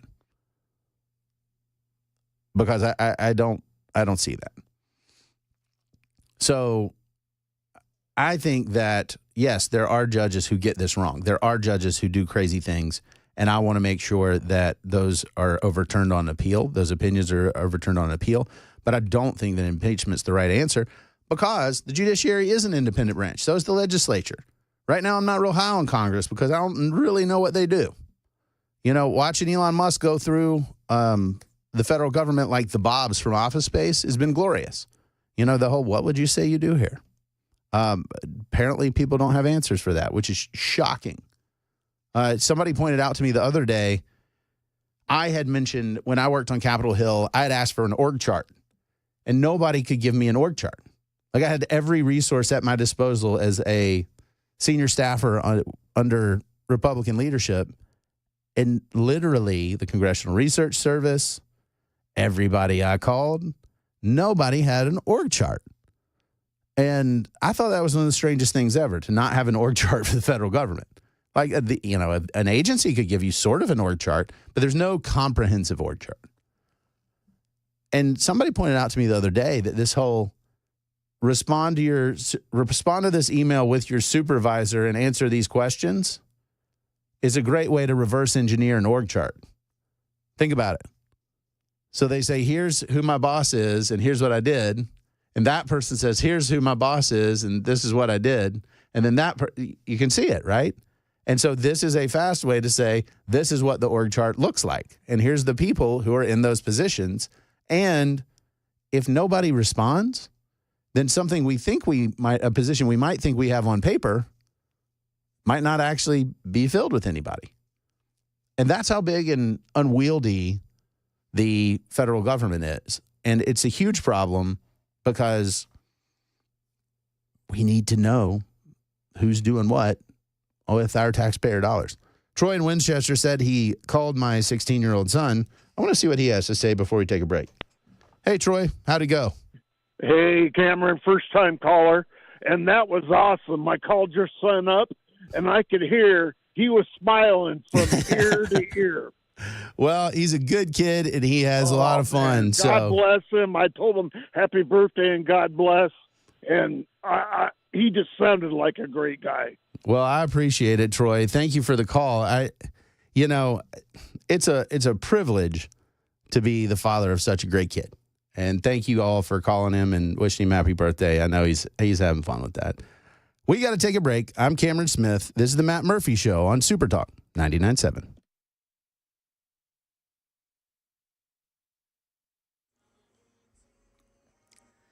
.30 on the dot. I'm Ken Weaver with your top stories. Got the full forecast and traffic in 5 minutes. The National Archives, per President Trump's executive order, just released thousands of pages of declassified records related to the assassination of President John F. Kennedy in 1963. Mount Juliet native and Tennessee Tech grad Butch Wilmore and fellow astronaut Sonny Williams are back on Earth. And splashdown. Crew 9 back on Earth.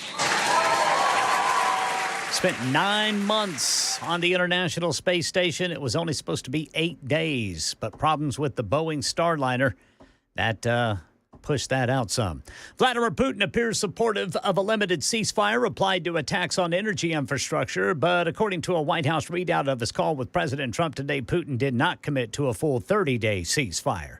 And Channel 4 says lawmakers are sending a bill to Governor Lee for his signature that increases the punishment for people pretending to be rideshare drivers to 6 months in jail and fines. Money News, Michelle Franzen. Stocks ended in the red. The sell-off driven by economic and geopolitical concerns. The Dow dropped 260 points. The Nasdaq slipped by 305, and the S&P lost 60 points and flirted with correction territory once again.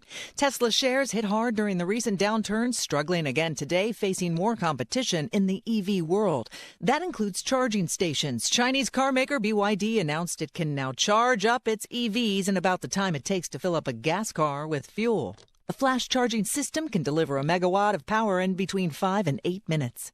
General Motors and NVIDIA taking their collaboration to the next level, announcing they'll work on an AI for next-generation vehicles, factories, and robots. It expands the company's efforts to transform automotive plant design and operations. Investors also keeping watch on the Fed board. It wraps up its 2-day policy meeting tomorrow and will announce what's next for interest rates. That's the latest news. Traffic and weather next. I'm Ken Weaver, WTN News.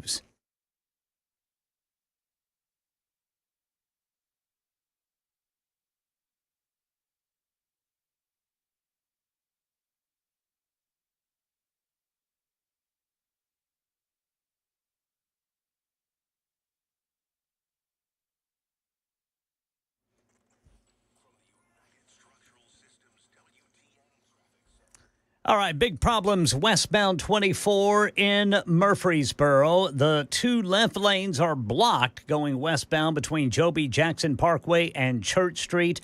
Traffic is getting by on the right. And then here in Nashville, by the airport, police reporting a crash 40 eastbound at exit 216A. Traffic every 10 minutes every morning on Super Talk 99.7 WTN.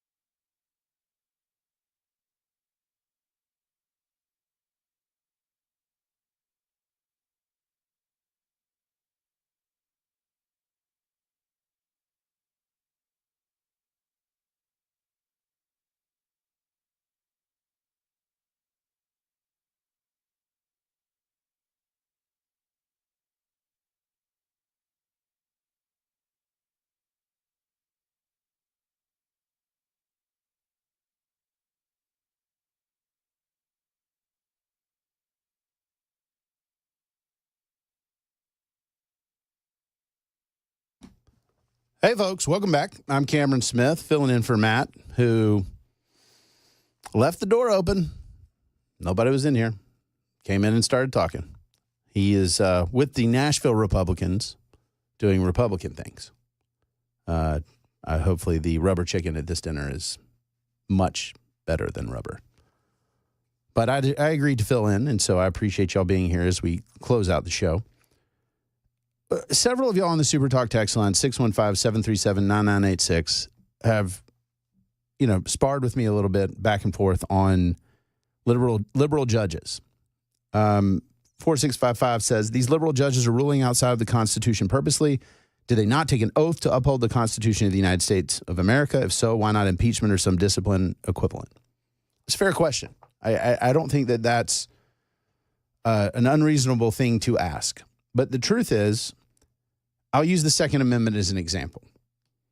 The Constitution says the right to keep and bear arms shall not be abridged. It doesn't go into all the details of Heller and all the different court rulings that we've had. And in those court rulings, we've had conservative justices interpret the Constitution and apply it to laws. In Heller, the D.C. handgun law. That's an interpretation of what the Constitution says. And so a conservative justice can no more be impeached for interpreting the Second Amendment and applying it to the facts in Heller than a liberal judge can be for interpreting the Constitution and applying it in a different way. We don't agree with that. I'm with you. I don't agree with that view and interpretation. Some of the living Constitution jurisprudence where it's basically I make up what I want. Roe v. Wade, for example, where the judges just said, hey, we have the emanations of the penumbra. And that's how they found stuff. Well, that was activist jurisprudence. It's what it was. So they are, in their view, upholding the Constitution. They're just interpreting it differently.